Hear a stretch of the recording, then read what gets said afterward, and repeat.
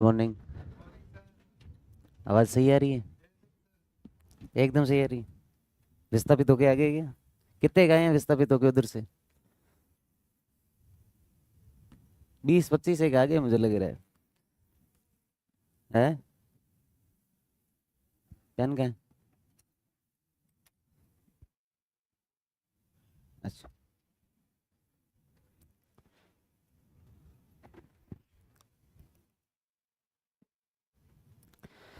कईयों का जो है वो आपके बैच घूमता रहेगा 10-15 महीने भी, 2 साल 3 साल, नया नया जो होता रहेगा। उसके अंदर 10 दिन जो है एबसेंट रह के कि फिर सर पिछले वाले बैच में पढ़ाई नहीं हुई थी। नए वाले के अंदर क्या होगी? पढ़ाई जो है वो आपकी होगी। क्या पढ़ रहे थे अपन कल? कल क्या पढ़ा था? सामान्य परिचय। क्या पढ़ा था सामान्य परिचय में? हिस्ट्री का इम्पोर्टेंस कौन बताएगा? तो बताएगा कौन कि क्या है हिस्ट्री क्यों पढ़नी चाहिए? भाई माइक पकड़ो, देखे एक बार इनको। कितना बदलाव आया एक दिन में?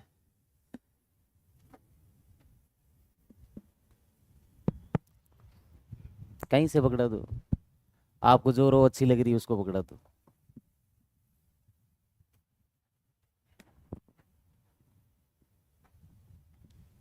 कोई बात नहीं। जीवन में यही होता है। अचानक हमारे पास, अचानक हमला अचानक हुआ आप पर, मैं इस बात को जो है स्वीकार करता हूँ, लेकिन होता यही है हमारे साथ।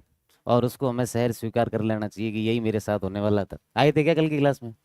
नहीं आए थे? अरे यार, अपन तो आए थे। तो पास आउट क्यों किया? ऐसे थे। आपके जीवन के सारे दुख ये झेल लेंगे ये? बताओ, हिस्ट्री का इम्पोर्टेंस बताओ।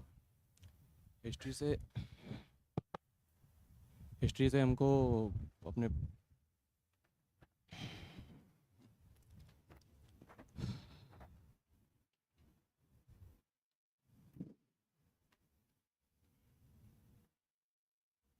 नहीं आ रही है? याद तो करो एक बार, क्या बात हुई थी? थोड़ा थोड़ा कुछ।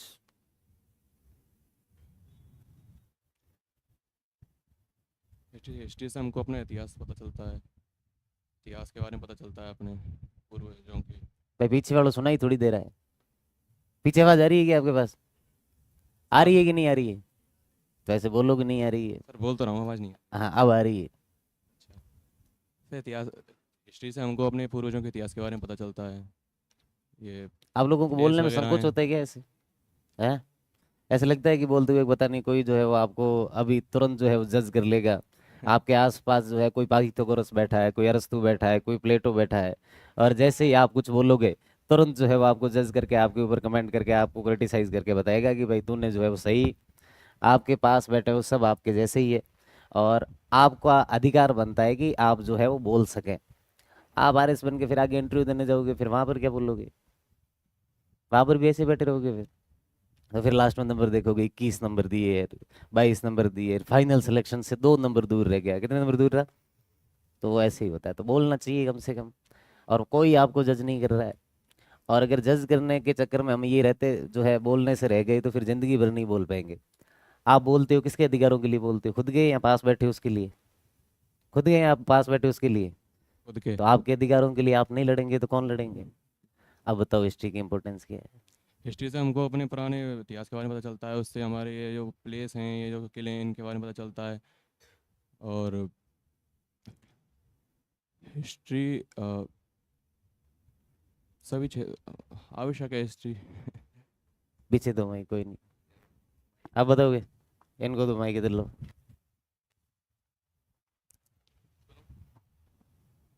पहले तो कम से कम हिम्मत तो की है खड़े होकर बोलने की। तालियां बजाओ भाई इनके लिए। अतीत में पास में रुको थोड़ा सा। अतीत में घटी घटनाओं को योजनाबद्ध और क्रमबद्ध, हाँ तो करने का हमें मतलब हाँ तो मौका मिलता है इसमें। हाँ कोई नहीं, बोलो बोलो। हाँ तो सिक्के साक्ष्य ये हमें पता चलता है और? हमारे देश से। और क्या सीखते हैं हम? अभिलेख, शिलालेख और? और राजवंश, जनपद, ये सब। Very good. आप बताएंगे? उधर पकड़ो माइक। प्रेजेंट को और अच्छे से समझने के लिए और पास्ट का प्रेजेंट से डिफरेंस, दोनों को कंपेयर करके प्रेजेंट में क्या चल रहा है उन प्रॉब्लम से अच्छे से डील करने के लिए, और जो पास्ट के फैक्ट्स हैं वो एक डायरेक्शन की तरह काम करते हैं अभी प्रेजेंट में सिचुएशन से डील करने के लिए। इसलिए अभी पूरी हिस्ट्री पढ़ना बहुत ज़्यादा ज़रूरी है। और कोई बताएगा? आप बताएंगे? पास आउट को पास कर दो तो कोई नहीं।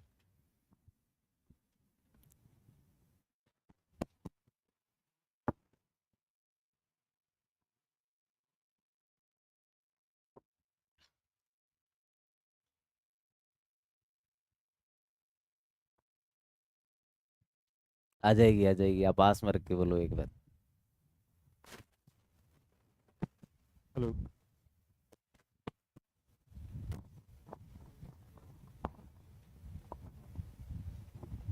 हेलो। हेलो। आप आर्मी में थे क्या हेलो। पहले? आर्मी में थे क्या पहले?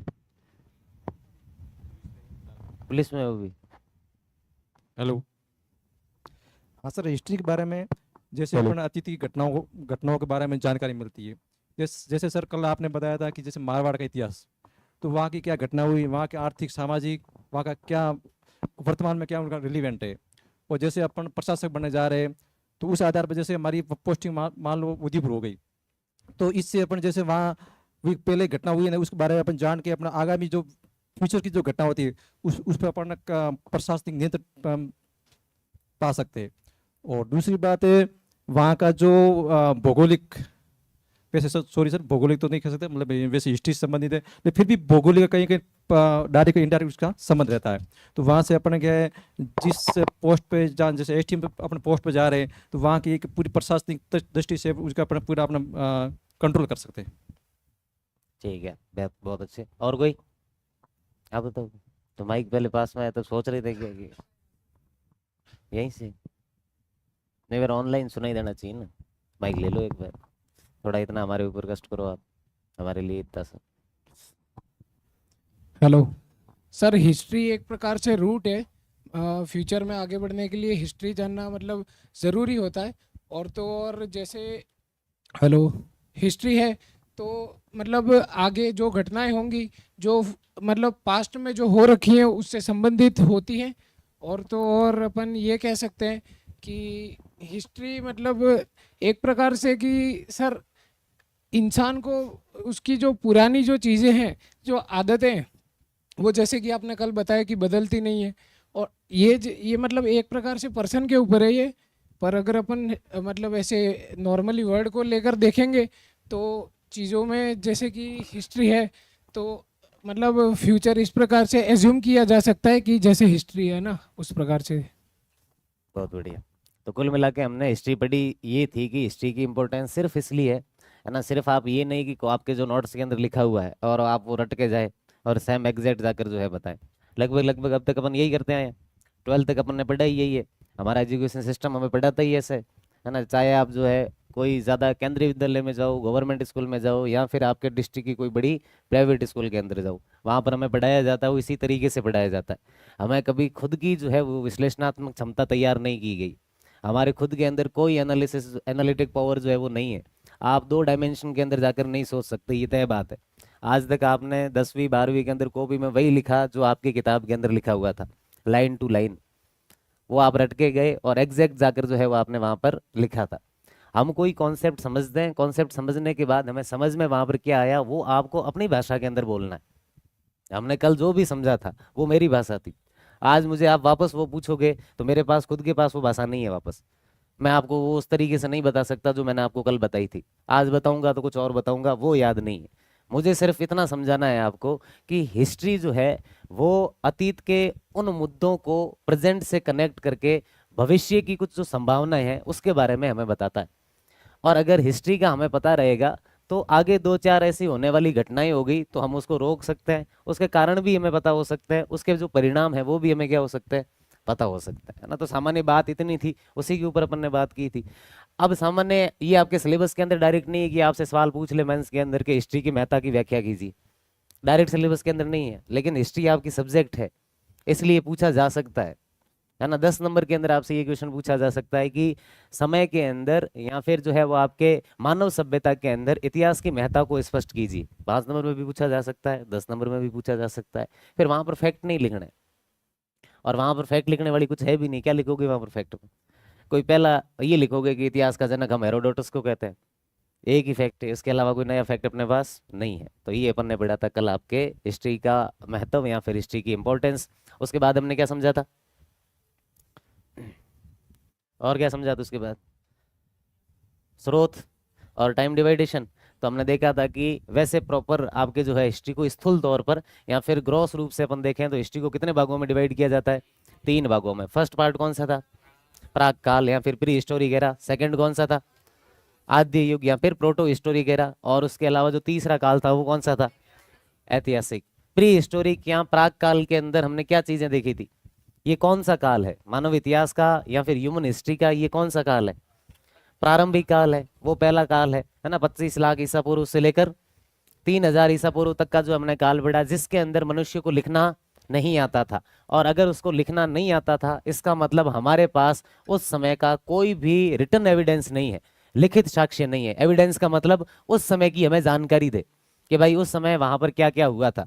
उसका कोई हमारे पास किताब नहीं है, कोई हमारे पास अभिलेख नहीं है, कोई पत्थर के ऊपर लिखी हुई हमारे पास जानकारी नहीं है, सीधी सी बात है। तो वो लोग लिखना जो है वो नहीं जानते थे, इसलिए हमारे पास कोई जो है वो आपके लिखित साक्ष्य नहीं है। वो आपका पहला काल था। फिर उसके बाद सेकंड काल कौन सा है? आद्य युग। इसको हमने अलग क्यों किया? उससे क्या इसकी खास बात है? क्योंकि यहाँ पर लोगों ने लिखना सीख लिया था, यहाँ के लोगों को लिखना आता था। हमारे पास रिटन एविडेंस है लेकिन उसको हम अब तक पढ़ नहीं पाए। तीसरा काल कौन सा है? ऐतिहासिक काल है, जहां पर लोगों ने जो लिखा उसको हमने पढ़ा और पढ़ने के बाद हमने हमारी हिस्ट्री को जो है वो आपके लिखा है। तो 3 काल देखे थे। उसके बाद हमने समझा था आपके सिलेबस को कि साहब आपके सिलेबस के अंदर क्या क्या है और आपको सिलेबस का point to point, line to line क्या होनी चाहिए, याद जो है वो आपके होनी चाहिए। उसके अलावा 1-2 बातें और रह गई थी कल वाली, जिसके अंदर एक तो जो है वो है आपका, आपने सुना होगा कि नए जो आपके आरपीसी के पेपर पूछे जा रहे हैं उसके अंदर क्वेश्चन का ट्रेंड पूछा जा रहा था। दूसरा एक सबसे बड़ा डाउट ये कि आप जो किताब पढ़ेंगे राजस्थान हिस्ट्री वाली, या फिर आप जो कंटेंट पढ़ेंगे वो क्या ऑथेंटिक है, या फिर सोर्सेज के ऊपर अपन बात करें तो वो आपके लिए कितना जो है वो रिलेवेंट है एग्जाम के हिसाब से। क्या प्रीलिम्स या मेंस के अंदर वो काम आएगा या फिर नहीं आएगा? सवाल ऐसा आया कि मन में नहीं आया था? कितने लोगों का आया था ऐसा सवाल? ऐसा आया था आप लोगों के कि भाई आप जो किताब पढ़ रहे हो, आप एग्जाम देने जाओ और वहां पर आपको उसमें से कुछ मिले ही नहीं, तो आप जो है उसके बाद किसको आकर कहेंगे? Very good. आपके अधिकारों के लिए कौन खड़े होंगे? आप ही जो है वो खड़े होंगे। तो ये 2 जो है वो आपके चर्चा है कि एग्जाम का जो ट्रेंड चेंज हुआ है, आरपीसी ने कितना कुछ चेंज किया है, उसके ऊपर थोड़ी सी अपन बात कर लेते हैं। आप अगर पीवाईक्यू देखेंगे यानी प्रीवियस ईयर क्वेश्चन, या फिर पेपर जो है वो आप उठाओ, आरपीसी ने जितने भी फर्स्ट ग्रेड के, सेकंड ग्रेड के, असिस्टेंट प्रोफेसर के, एसआई के, आरएस प्रीलिम्स के, ऑब्जेक्टिव की बात कर रहे हैं अपन, प्रीलिम्स की बात कर रहे हैं, सन 2000 से लेकर 2000, मुख्य रूप से 2023 तक, कहां से कब से कब तक लेकर 2000 से लेकर 2023 तक उनका फिक्स क्वेश्चन होते थे। और वहीं से बार बार वो क्या करते थे? रिपीटेशन जो है वो आपके करते थे। इसलिए 2017-18 तक जो फर्स्ट ग्रेड भी लगे हुए हैं उनको एक बार जाके आप पूछना, वो यही कहेंगे हमने सिर्फ क्या पढ़े थे? पीवाईक्यू ही पढ़े थे। 15 तक पूछना, वो यही बताएंगे कि हमने पीवाईक्यू ही पढ़े थे। तो इसका मतलब बात ये है कि सन 2000 के अंदर जो क्वेश्चन बने थे लोगों ने, आरपीसी ने उसके बाद कभी कोई ज्यादा नए क्वेश्चन नहीं बनाए, पर वो हर एग्जाम के अंदर 80% जो क्वेश्चन है वो आपके क्या करती थी? रिपीटेशन पे करती थी। 20% जो है वो क्वेश्चन क्या बनाती थी? नए जो है वो आपके बनाती थी। ये 2023 तक कंप्लीटली आपके यही खेल चला। 2023 के अंदर पूरा खेल जो है इन्होंने क्या कर दिया? चेंज कर दिया। फिर हम कह रहे हैं कि एग्जाम ट्रेंड चेंज हो गया। ट्रेंड चेंज नहीं हुआ। पहले आप जो पढ़ के जाते थे तो वो सपोज दैट मानो कि आप एक्स पढ़ के जाते थे और आपको एग्जाम के अंदर एक्स पूछ लिया जाता था, फिर आप कह रहे थे कि नहीं नहीं सब सही चल रहा है। उसके बाद 23 के बाद इन्होंने वाई पूछना क्या कर दिया, और हम इसको नाम क्या दे रहे हैं? ट्रेंड चेंज हो गया। ट्रेंड चेंज नहीं हुआ है, हमने वाई को नहीं पढ़ा था, बस बात इतनी है। कोई ट्रेंड चेंज नहीं हुआ। हम पहले एक्स को पढ़ के जा रहे थे, एग्जाम के अंदर सवाल किसका पूछ लिया? वाई का। हमारी गलती ये है कि हमने वाई को नहीं पढ़ा, और उसके अलावा कुछ भी जो है वो आपके चेंज नहीं हुआ। जैसे उदाहरण के तौर पर हम अभी एंशिएंट हिस्ट्री के अंदर शुरुआत में पाषाण काल पढ़ेंगे, या फिर उसके बाद हम सिविलाइजेशंस पढ़ेंगे, जिसके अंदर एक हमारी सभ्यता है कालीबंगा। मैं बताऊंगा कालीबंगा के अंदर, वेस्टर्न के अंदर हमें एक पुराना फोर्ट मिला है ना, बहुत प्राचीन कोई किला यहाँ पर बना हुआ था, और उसके हमें जो है वहां पर अवशेष मिले। पहले सीधा सीधा पूछा जाता था कालीबंगा के अंदर पश्चिमी दिशा में क्या मिला है, तो सीधी सी बात है क्या मिला? वहां से एक दुर्ग मिला है, एक फोर्ट मिला है। अब ये नहीं पूछा जाता। अब सत्य असत्य के अंदर क्वेश्चन को बड़ा किया और ऊपर लिखते हैं कि निम्न में से कौन से कथन सत्य है, आपको उस कथन को जो है वहां पर चयन करना है। पहला स्टेटमेंट, अब ये नहीं पूछेंगे कि पश्चिमी दिशा में जो है दुर्ग मिला है, अब ये पूछते हैं आपसे वहां पर कि कालीबंगा सभ्यता के पश्चिमी दिशा के अंदर एक दुर्ग मिलता है, जिससे हमें ये जानकारी मिलती है कि वहां पर सामान्य लोग जो है, यहाँ पे आम लोग जो है, या फिर उस समय की जो प्रजा थी वो रहती थी। अब ये स्टेटमेंट गलत है, क्योंकि दुर्ग जो होगा तो वहां पर कौन रहता होगा, उस समय का जो भी नेता, उस समय का जो भी प्रधानमंत्री, या उस समय का जो भी आपके राजा होगा, वो उस दुर्ग के अंदर रहेगा। दुर्ग के आसपास कौन रहेंगे, राजा के काम करने वाले लोग, प्रशासनिक अधिकारी, तो वहां पर आम लोग नहीं होंगे, वहां पर कौन रहते थे। बस ये ट्रेंड चेंज है, इसके अलावा कुछ भी ट्रेंड चेंज नहीं है।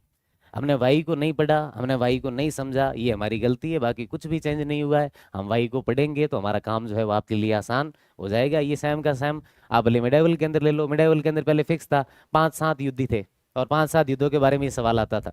अब जो है उन्होंने नए पूछने शुरू कर दिए, क्योंकि वो युद्ध तो अचानक थोड़ी हुए, वो युद्ध 2023 के बाद इतिहास में थोड़ी हुए हैं, वो युद्ध तो पहले भी हो रखे थे, लेकिन हम पढ़ते नहीं थे, क्योंकि आरबीएससी ने कभी ऐसा पूछा भी नहीं था, हालांकि सिलेबस के अंडर था।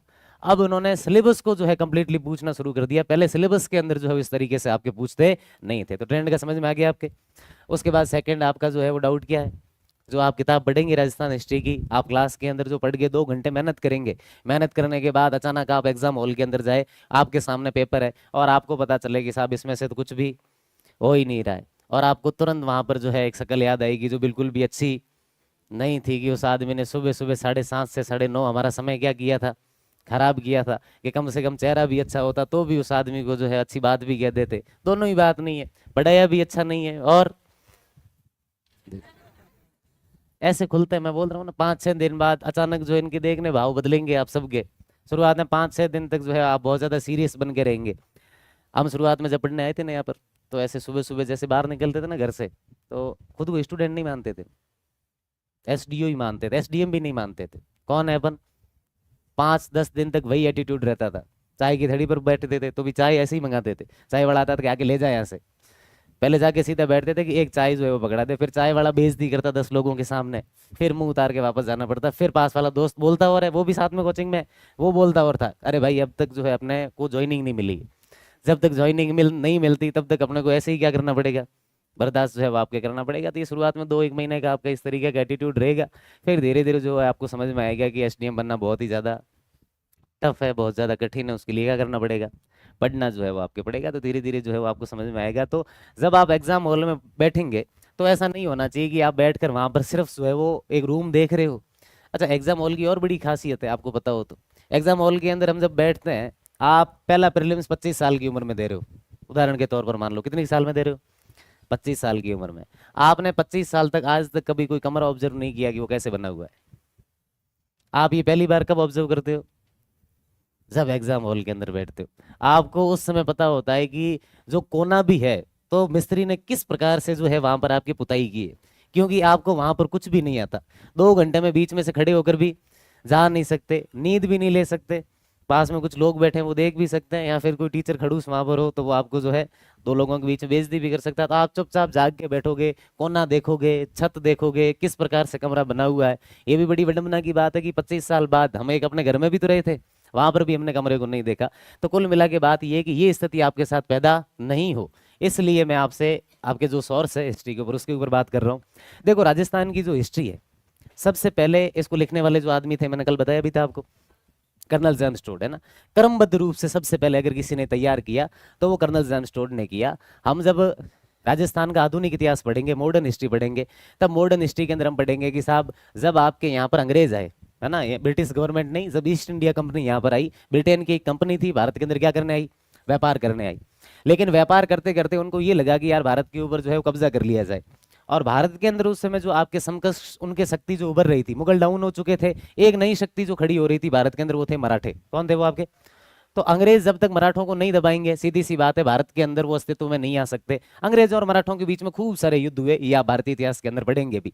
मराठों ने भारत के अंदर हर जगह पर जो है वो आपके आक्रमण करने शुरू कर दिए, और वो आक्रमण इस तरीके से नहीं करते थे कि उनको उन जगह के ऊपर अधिकार करना है, उसको जो है वो टैक्स लेना है, यानी पैसा लेना है। क्योंकि मराठों ने पूरे भारत के अंदर एक सपना फैलाया कि हम आपसे टैक्स जो ले रहे हैं वो हम हमारे लिए नहीं ले रहे हैं, वो हम आपके लिए ले रहे हैं। कि हम भारत को, भारत के अंदर स्वराज्य जो है वो क्या करना चाहते हैं, स्थापित करना चाहते हैं। इसके लिए क्या लगेगा, पैसा लगेगा। तो आपको जो है वो पैसा देना पड़ेगा। राजस्थान के अंदर जो है खूब सारे मराठे आए और राजस्थान की एक ऐसी रियासत नहीं छोड़ी जैसलमेर को छोड़कर जिससे इन्होंने पैसे नहीं लूटे, सबको परेशान कर दिया। राजस्थान के राजा पूरी तरीके से त्रस्त हो गए मराठों से। अब किसी की तो सहायता आपको चाहिए होगी। जब आप किसी से परेशान हो रहे हो तो किसी की जाके आप मदद लोगे। तो यहाँ के राजाओं ने अंग्रेजों से क्या मांगी थी, आपके मदद मांगी। अंग्रेजों ने राजस्थान के राजाओं के साथ संधियां की और संधियां करके राजस्थान को जो है उन्होंने आपके सुरक्षा जो है प्रदान करी। अब यहाँ पर जब आपके मराठों या पिंडारियों की वजह से, पढ़ेंगे अपन पूरा मॉडर्न के अंदर, जब आपके यहाँ पर मराठों और पिंडारियों की वजह से अंग्रेजों ने राजस्थान के राजाओं के साथ संधियां की, तो संधियों के तहत हर रियासत के अंदर अंग्रेजों ने एक एक पॉलिटिकल एजेंट को बिठाया था। ये जो कर्नल जेम्स टोड थे, ये एक अंग्रेज पॉलिटिकल एजेंट थे जिनको मेवाड़ के अंदर अपॉइंट किया गया। अब वो मेवाड़ के अंदर जब रहे तो शुरुआत में रहे, अब फिर टाइम पास तो करना पड़ेगा, पूरे दिन ऑफिस में बैठे बैठे क्या करें, ये आप भी तो करोगे आगे जाकर, तो वो टाइम पास तो करना ही पड़ेगा। अब वो कहा जाता है कि मेवाड़ के अंदर कहीं पर भी घूमने जाते तो कहीं पर दो बुजुर्ग बैठकर कोई बड़ी बात कर रहे हैं, कहीं और जाए तो वहां पर भी तलवार की बात चल रही। अब टोड को एक तो यहाँ की भाषा नहीं समझ में आया कि यार ये लोग बात क्या कर रहे हैं, तो उन्होंने एक ऐसे आदमी को पकड़ा जो आपके क्या कर सके, ट्रांसलेशन कर सके। तो उस आदमी ने फिर जो ये कहानियां बतानी शुरू की ट्रांसलेट कर करके। टोड साहब को उसके अंदर क्या आया, बड़ा आनंद आया। उन्होंने कहा कहानियां तो होनी चाहिए ऐसी। अब चूंकि अंग्रेज जितने भी थे वो लगभग सब अपनी डायरी लिखते थे। कोई भी ऐसा अंग्रेज जो 10वीं भी पढ़ा हुआ हो अपने लेवल से सोचे तो वो अपनी क्या लिखेगा, डायरी लिखेगा। ये तय बात है। हमारे यहाँ की परंपरा नहीं है, वहाँ की परंपरा है। आज भी वहां पर लिखते हैं। हर आदमी की यूरोप के अंदर आपको क्या मिलेगी, डायरी मिलेगी। यूरोप ही नहीं, पूरा मिडिल एशिया हो गया, यूरोप हो गया, ग्रीक यूनान वाला क्षेत्र हो गया, वहां का हर व्यक्ति अपनी क्या लिखता है, डायरी। यहाँ तक कि देखना बाबर जो है फरगना से आया था, कजाकिस्तान वाली जो है उस जगह से, वो भी खुद की क्या लिखता था, डायरी लिखता। तो बाबरनामा जो है उस बाबर की डायरी है, दैनिक डायरी, जिसके अंदर वो अपनी चीजें लिखता था कि सुबह से शाम तक जो है मेरे साथ क्या क्या हुआ है। तो बाबर भी अपनी जो है वो आपकी डायरी लिखता था। वहां के लोगों का कल्चर था। टोड ने यहाँ पर डायरी लिखनी जो है वो शुरू की, उसके अंदर धीरे धीरे कहानियों को लिखना शुरू किया। कई दिनों तक लिखी, फिर उन्होंने सोचा कि यार एक किताब बना दी जाए और किताब पब्लिश करेंगे, लोग भी पढ़ेंगे, आनंद आएगा, यूरोप वाले क्षेत्र में अपन के पब्लिश करेंगे।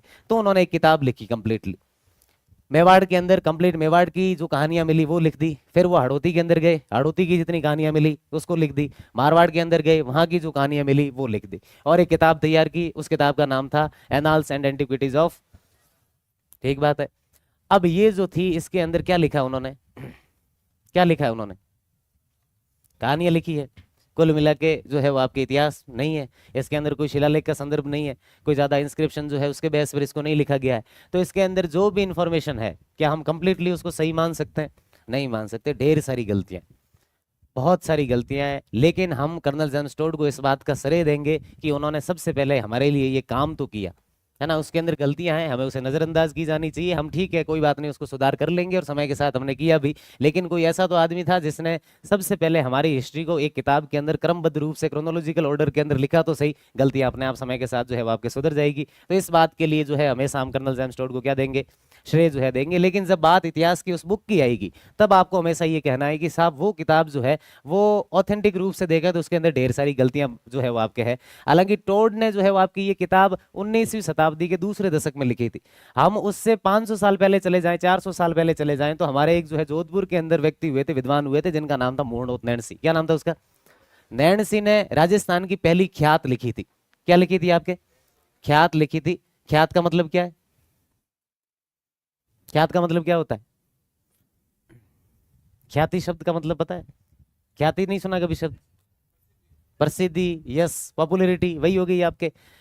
अब ये जो ख्यात वाला आपका जो मैं कह रहा हूं, नैणसी ने जो ख्यात लिखी थी, ये जोधपुर के राजा एक जसवंत सिंह जी करके हुए, उनके दरबारी विद्वान थे नैणसी। और उससे पहले भारत के अंदर ये काम शुरू किया था अबुल फजल ने। अकबर का एक दरबारी विद्वान था जिसका क्या नाम था, अबुल फजल। अबुल फजल को अकबर ने कहा कि यार अपन इतने अभियान कर रहे हैं, भारत की हर जगह को जीत रहे हैं, यार ये दुनिया को बताना तो पड़ेगा। आगे आने वाली जो लोग है, आगे आने वाली जो पीढ़ी है उसको बताएंगे तो सही। तो कि कैसे बताएंगे, तो कि यार भारतीय राजाओं की तो परंपरा थी वो अभिलेख लगवाते थे। बड़ा बदलाव क्या आया समय के साथ, मुगल काल के अंदर सबसे बड़ा बदलाव क्या था, जब अकबर ने पूछा अबुल फजल को कि भाई आगे आने वाली पीढ़ी को बताना तो पड़ेगा, तो अबुल फजल ने बताया कि भारत के जो लोग हैं, भारत के जो राजा थे, उनकी एक परंपरा थी, वो जो है वो आपके क्या लगवाते थे, अभिलेख। अभिलेख के अंदर वो जानकारियां लिखवाते थे कि इस राजा ने ये युद्ध किया और इस युद्ध के अंदर उस राजा की ये जीत हुई। अकबर ने कहा अपन अभिलेख नहीं लगवाएंगे, अपन क्या लिखवाएंगे, किताब लिखवाएंगे। तो अबुल फजल ने एक किताब लिखी जिसका नाम था अकबरनामा। उस अकबरनामा के अंदर अबुल फजल ने कंप्लीटली अकबर के जीवन के जो कैंपियंस थे, जो अभियान थे, जो उसकी अचीवमेंट थी, जो उसकी उपलब्धियां थी, उन सब का वर्णन किया। अब इससे इन्फ्लुएंस राजस्थान के राजा हुए, उन्होंने कहा कि यार ऐसा काम हमें भी शुरू करना चाहिए। तो ऐसा अबुल फजल जैसा काम राजस्थान के अंदर सबसे पहले अगर कोई करने वाला आदमी था तो उसका नाम जो है वो आपके क्या था? नैणसी था। नैणसी ने ख्यात लिखी, इसलिए हम इसको क्या कहते हैं? नैणसीरी ख्यात कहते हैं। और ख्यात का मतलब ख्याति, मतलब उस राज्य की और उस राजा की उसके अंदर क्या लिखी जाएगी? ख्याति लिखी जाएगी। उसकी जो है वो आपके पॉपुलैरिटी जो है वो लिखी जाएगी, उसके अचीवमेंट जो है वो आपके लिखे जाएंगे। ये नैणसी की ख्यात सिर्फ मारवाड़ का इतिहास नहीं बताती है। इस नैणसी की ख्यात के अंदर नैणसी ने मारवाड़ का इतिहास लिखा, आमेर का इतिहास लिखा, मेवाड़ का इतिहास लिखा, है ना। उसके अलावा आपके परमारों का इतिहास लिखा। उसके अलावा आपके बुंदेलखंड करके एक जगह पड़ती है, कहाँ पर है? एमपी के अंदर। बुंदेलखंड का इतिहास लिखा, बघेलखंड तक का इतिहास लिखा। मिड भारत तक नैणसी ने कंप्लीटली जो हिस्ट्री लिखी, जो कर्नल जेम्स टोड से 7% ज्यादा रिलेवेंट है। और उसके अंदर ज्यादा गलतियां देखने को, जितनी टोड ने गलतियां की इतनी गलतियां जो है वो आपके नहीं की। तो टोड साहब सिर्फ अगर यही सोर्स उठा लेते तो भी जो है उनके लिए क्या हो जाती? आसानी जो है वो आपकी हो जाती। तो कुल मिला के हमारे पास 2 किताबों के आपने नाम सुने, एक है कर्नल जेम्स टोड की किताब और एक कौन सी? आपके मोहनोत नैणसी की किताब। इनके बाद फिर हमारे मेवाड़ के अंदर एक बड़े कवि हुए जिनका नाम था श्यामल दास जी ददवाड़िया। और श्यामल दास जी ददवाड़िया ने किताब लिखी वीर विनोद। कौन सी किताब लिखी? हालांकि उसके अंदर कंप्लीटली जो आपकी हिस्ट्री है वो मेवाड़ की लिखी गई है, लेकिन मेवाड़ के साथ थोड़ी बहुत हमें राजस्थान के दूसरे भागों का जो है वो इतिहास जानने को मिलता है कि साहब किस जगह पर क्या आपके हुआ था। उन्हीं श्यामल दास जी के जो शिष्य थे, जो स्टूडेंट थे, उनका नाम था गौरी शंकर हीराचंद। राजस्थान के फर्स्ट ऐसे हुए हिस्टोरियन जिन्होंने शोध परक इतिहास लिखा, रिसर्च करके हिस्ट्री लिखी। और उनकी लिखी हुई हिस्ट्री के अंदर आज तक कोई गलती जो है वो देखने को नहीं मिलती। कोई 1-2 बारीक मिस्टेक प्रिंटिंग के अंदर बुक में हो सकती है, लेकिन कोई गलती जो है उनकी बुक के अंदर नहीं देखने को मिलती। उन्होंने टोटल जो है वो आपके 5 किताबें लिखी थी राजस्थान के इतिहास के ऊपर। पहला उन्होंने राजस्थान की एंशिएंट हिस्ट्री लिखी, भाई राजस्थान का प्राचीन इतिहास, कि यहाँ पर शुरुआत से लेकर आपके जब राजवंश स्थापित हुए, यहाँ पर जो आपके राठौड़ों ने शासन करना शुरू किया, कछवाओं ने शुरू किया, सिसोदियों ने शुरू किया, उससे पहले क्या था, तो वो उन्होंने लिखा। उसके बाद उन्होंने सेकंड भाग के अंदर मेवाड़ का इतिहास लिखा 2 भागों के अंदर। तीसरे के अंदर डूंगरपुर और बांसवाड़ा का इतिहास लिखा 2 भागों में। चौथे के अंदर मारवाड़ का इतिहास लिखा 2 जिल्दों के अंदर। और 5वें में बीकानेर का इतिहास लिखा 2 जिल्दों के अंदर। गौरी शंकर हीराचंद ओझा के बाद आपके जो है गोपीनाथ जी शर्मा हुए। राजस्थान यूनिवर्सिटी अपने राजस्थान के अंदर, अपने जयपुर के अंदर आरयू है कि नहीं है? राजस्थान यूनिवर्सिटी का नाम सुना है? राजस्थान यूनिवर्सिटी के अंदर हिस्ट्री डिपार्टमेंट के प्रोफेसर रहे हुए हैं जीएन शर्मा या फिर गोपीनाथ जी शर्मा, जिन्होंने राजस्थान के इतिहास के ऊपर ढेर सारी किताबें लिखी है। मुगल मेवाड़ रिलेशन के ऊपर ढेर सारी जो है वो आपकी किताबें लिखी है। उसके अलावा अपन गिने तो वैसे बहुत सारे हैं, है ना। जगदीश सिंह गहलोत है जिन्होंने हाड़ौती का इतिहास लिखा था, मेवाड़ का इतिहास लिखा था। उन्हीं के बेटे सुखवीर सिंह गहलोत है। एक हमारे पंडित भार्गव करके कोटा के बड़े एडवोकेट हुए थे, उन्होंने राजस्थान के इतिहास के ऊपर किताब लिखी है। एक हमारे पृथ्वी सिंह मेहता हुए थे, उन्होंने हिस्ट्री ऑफ राजस्थान जो है वो आपके लिखी है। अब आपकी किताब का जो सोर्स है, आप ज्यादा से ज्यादा आपने सुना कि साहब आरबीएससी से नोट्स बनने चाहिए। कहाँ से बनना चाहिए? 9th और 10th की आपकी किताब है तो कि साहब उसमें से सवाल पूछे जाएंगे, पूछे जाते थे 2023 तक, अब पूछे नहीं जाते हैं। वहां से कोई सवाल नहीं पूछा जाएगा। कोई ग्रेयर आपको 2-3 क्वेश्चन मिल जाए तो मिल जाएंगे, उसके अलावा कोई किताब आपको जो है वहां से क्वेश्चन नहीं मिलेगा। फिर हम ज्यादा से ज्यादा मार्केट में सुनते हैं फेसबुक और व्हाट्सअप नाम की एक अलग से यूनिवर्सिटी है, एक अलग से विश्वविद्यालय है, जहाँ पर एडमिशन लेने के लिए कोई आपको पर्चा भरना नहीं पड़ता, ना उसका कोई सिलेबस है, और ना जो है वहां पर जाने के लिए आपको कोई सपोर्ट चाहिए, और ना कोई जो है मेरिट चाहिए कि साहब उसके अंदर एंट्री लेनी है। एक अलग से बहुत बड़ा विश्वविद्यालय है जो भारत के अंदर ओपन चल रहा है। इतना ज्यादा ओपन चल रहा है कि जितने कोई खुले विश्वविद्यालय नहीं चल रहे। ना वर्धमान ओपन यूनिवर्सिटी चल रही है, ना आपके इग्नू चल रही है, जितना कि अपने क्या चल रहा है, फेसबुक और व्हाट्सएप यूनिवर्सिटी आपके चल रही है। तो हमारे पास ये ज्ञान उस माध्यम से आता है। तो क्या साहब हिंदी ग्रंथ अकादमी की पढ़ेंगे तो क्या कौन सी पढ़े, कि छोड़ो कोचिंगों के नोट्स, हिंदी ग्रंथ अकादमी के अंदर जो है वो आपके हुकुमचंद जैन की पढ़ो, है ना, नारायण लाल माली की पढ़ो, राजस्थान का इतिहास करके किताब आएगी। पिछले पेपर उठा लेना डिप्टी कमांडेंट के, एसआई टेलीकॉम के, 3 क्वेश्चन नहीं होंगे उसमें से 10 में से, ले जाओ हिंदी ग्रंथ अकादमी किताब। और कौन सी उठानी वो भी लेकर चले जाना वहां से आपके। भाई एक स्टूडेंट इतिहास की जिस किताब तक पहुंचेगा, ये आप मान के चलना कि एक टीचर उसकी 100 किताबों तक पहुंच चुका है। वो जो है वो आपके 9th और 10th की बैठ पढ़ के जो है वो आपके सामने खड़ा नहीं होगा। ये जो है वो आप कम से कम मान के चलना।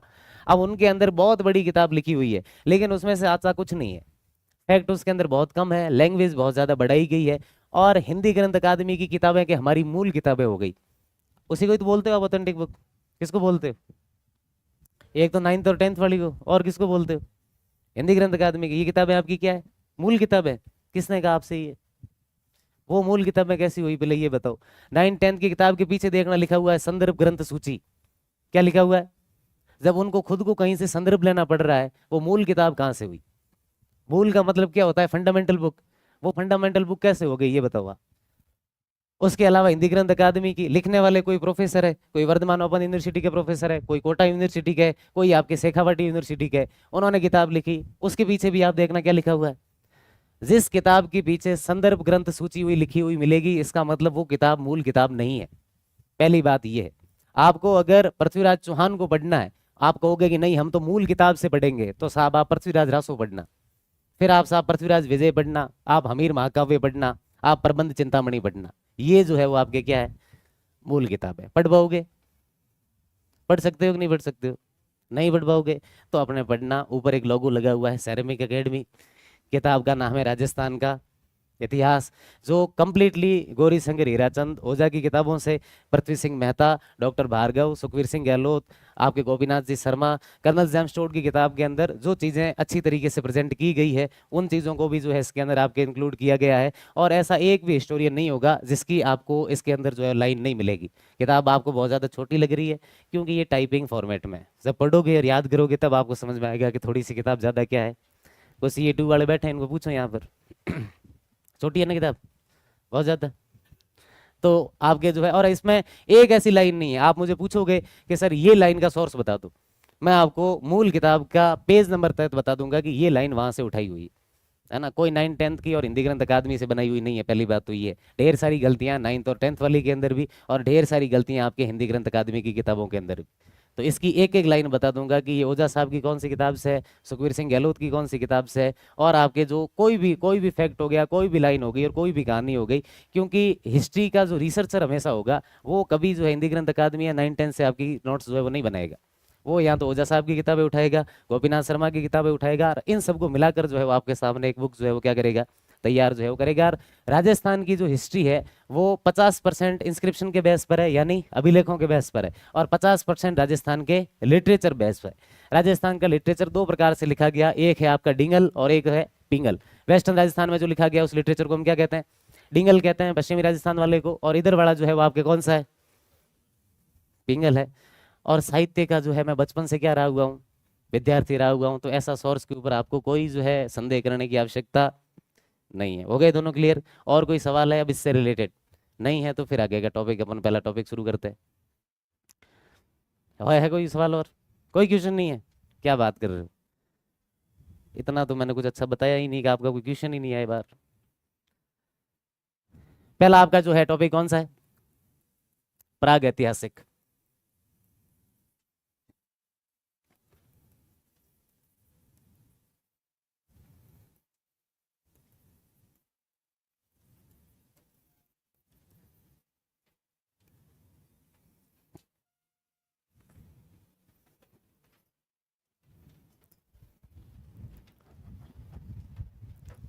गांव से आप लोग कितने कितने लोग जो है गांव से रिलेटेड, और जो अभी भी आए हैं सारे गांव को छोड़कर अभी भी आए हैं? बाकी वाले पहले यही जयपुर रह रहे थे? हैं? क्या बात कर रहे हो, बाकी वाले पहले से जयपुर में रह रहे थे, और ये सभी जो है गांव को नया नया जो है वो छोड़ के आए हैं। तो गांव की याद किसको आ रही है ज्यादा? आ रही है? कौन सा गांव है? भरतपुर में? तो क्यों आ रही है गांव को इतनी याद, मतलब कोई ऐसा कोई कारण?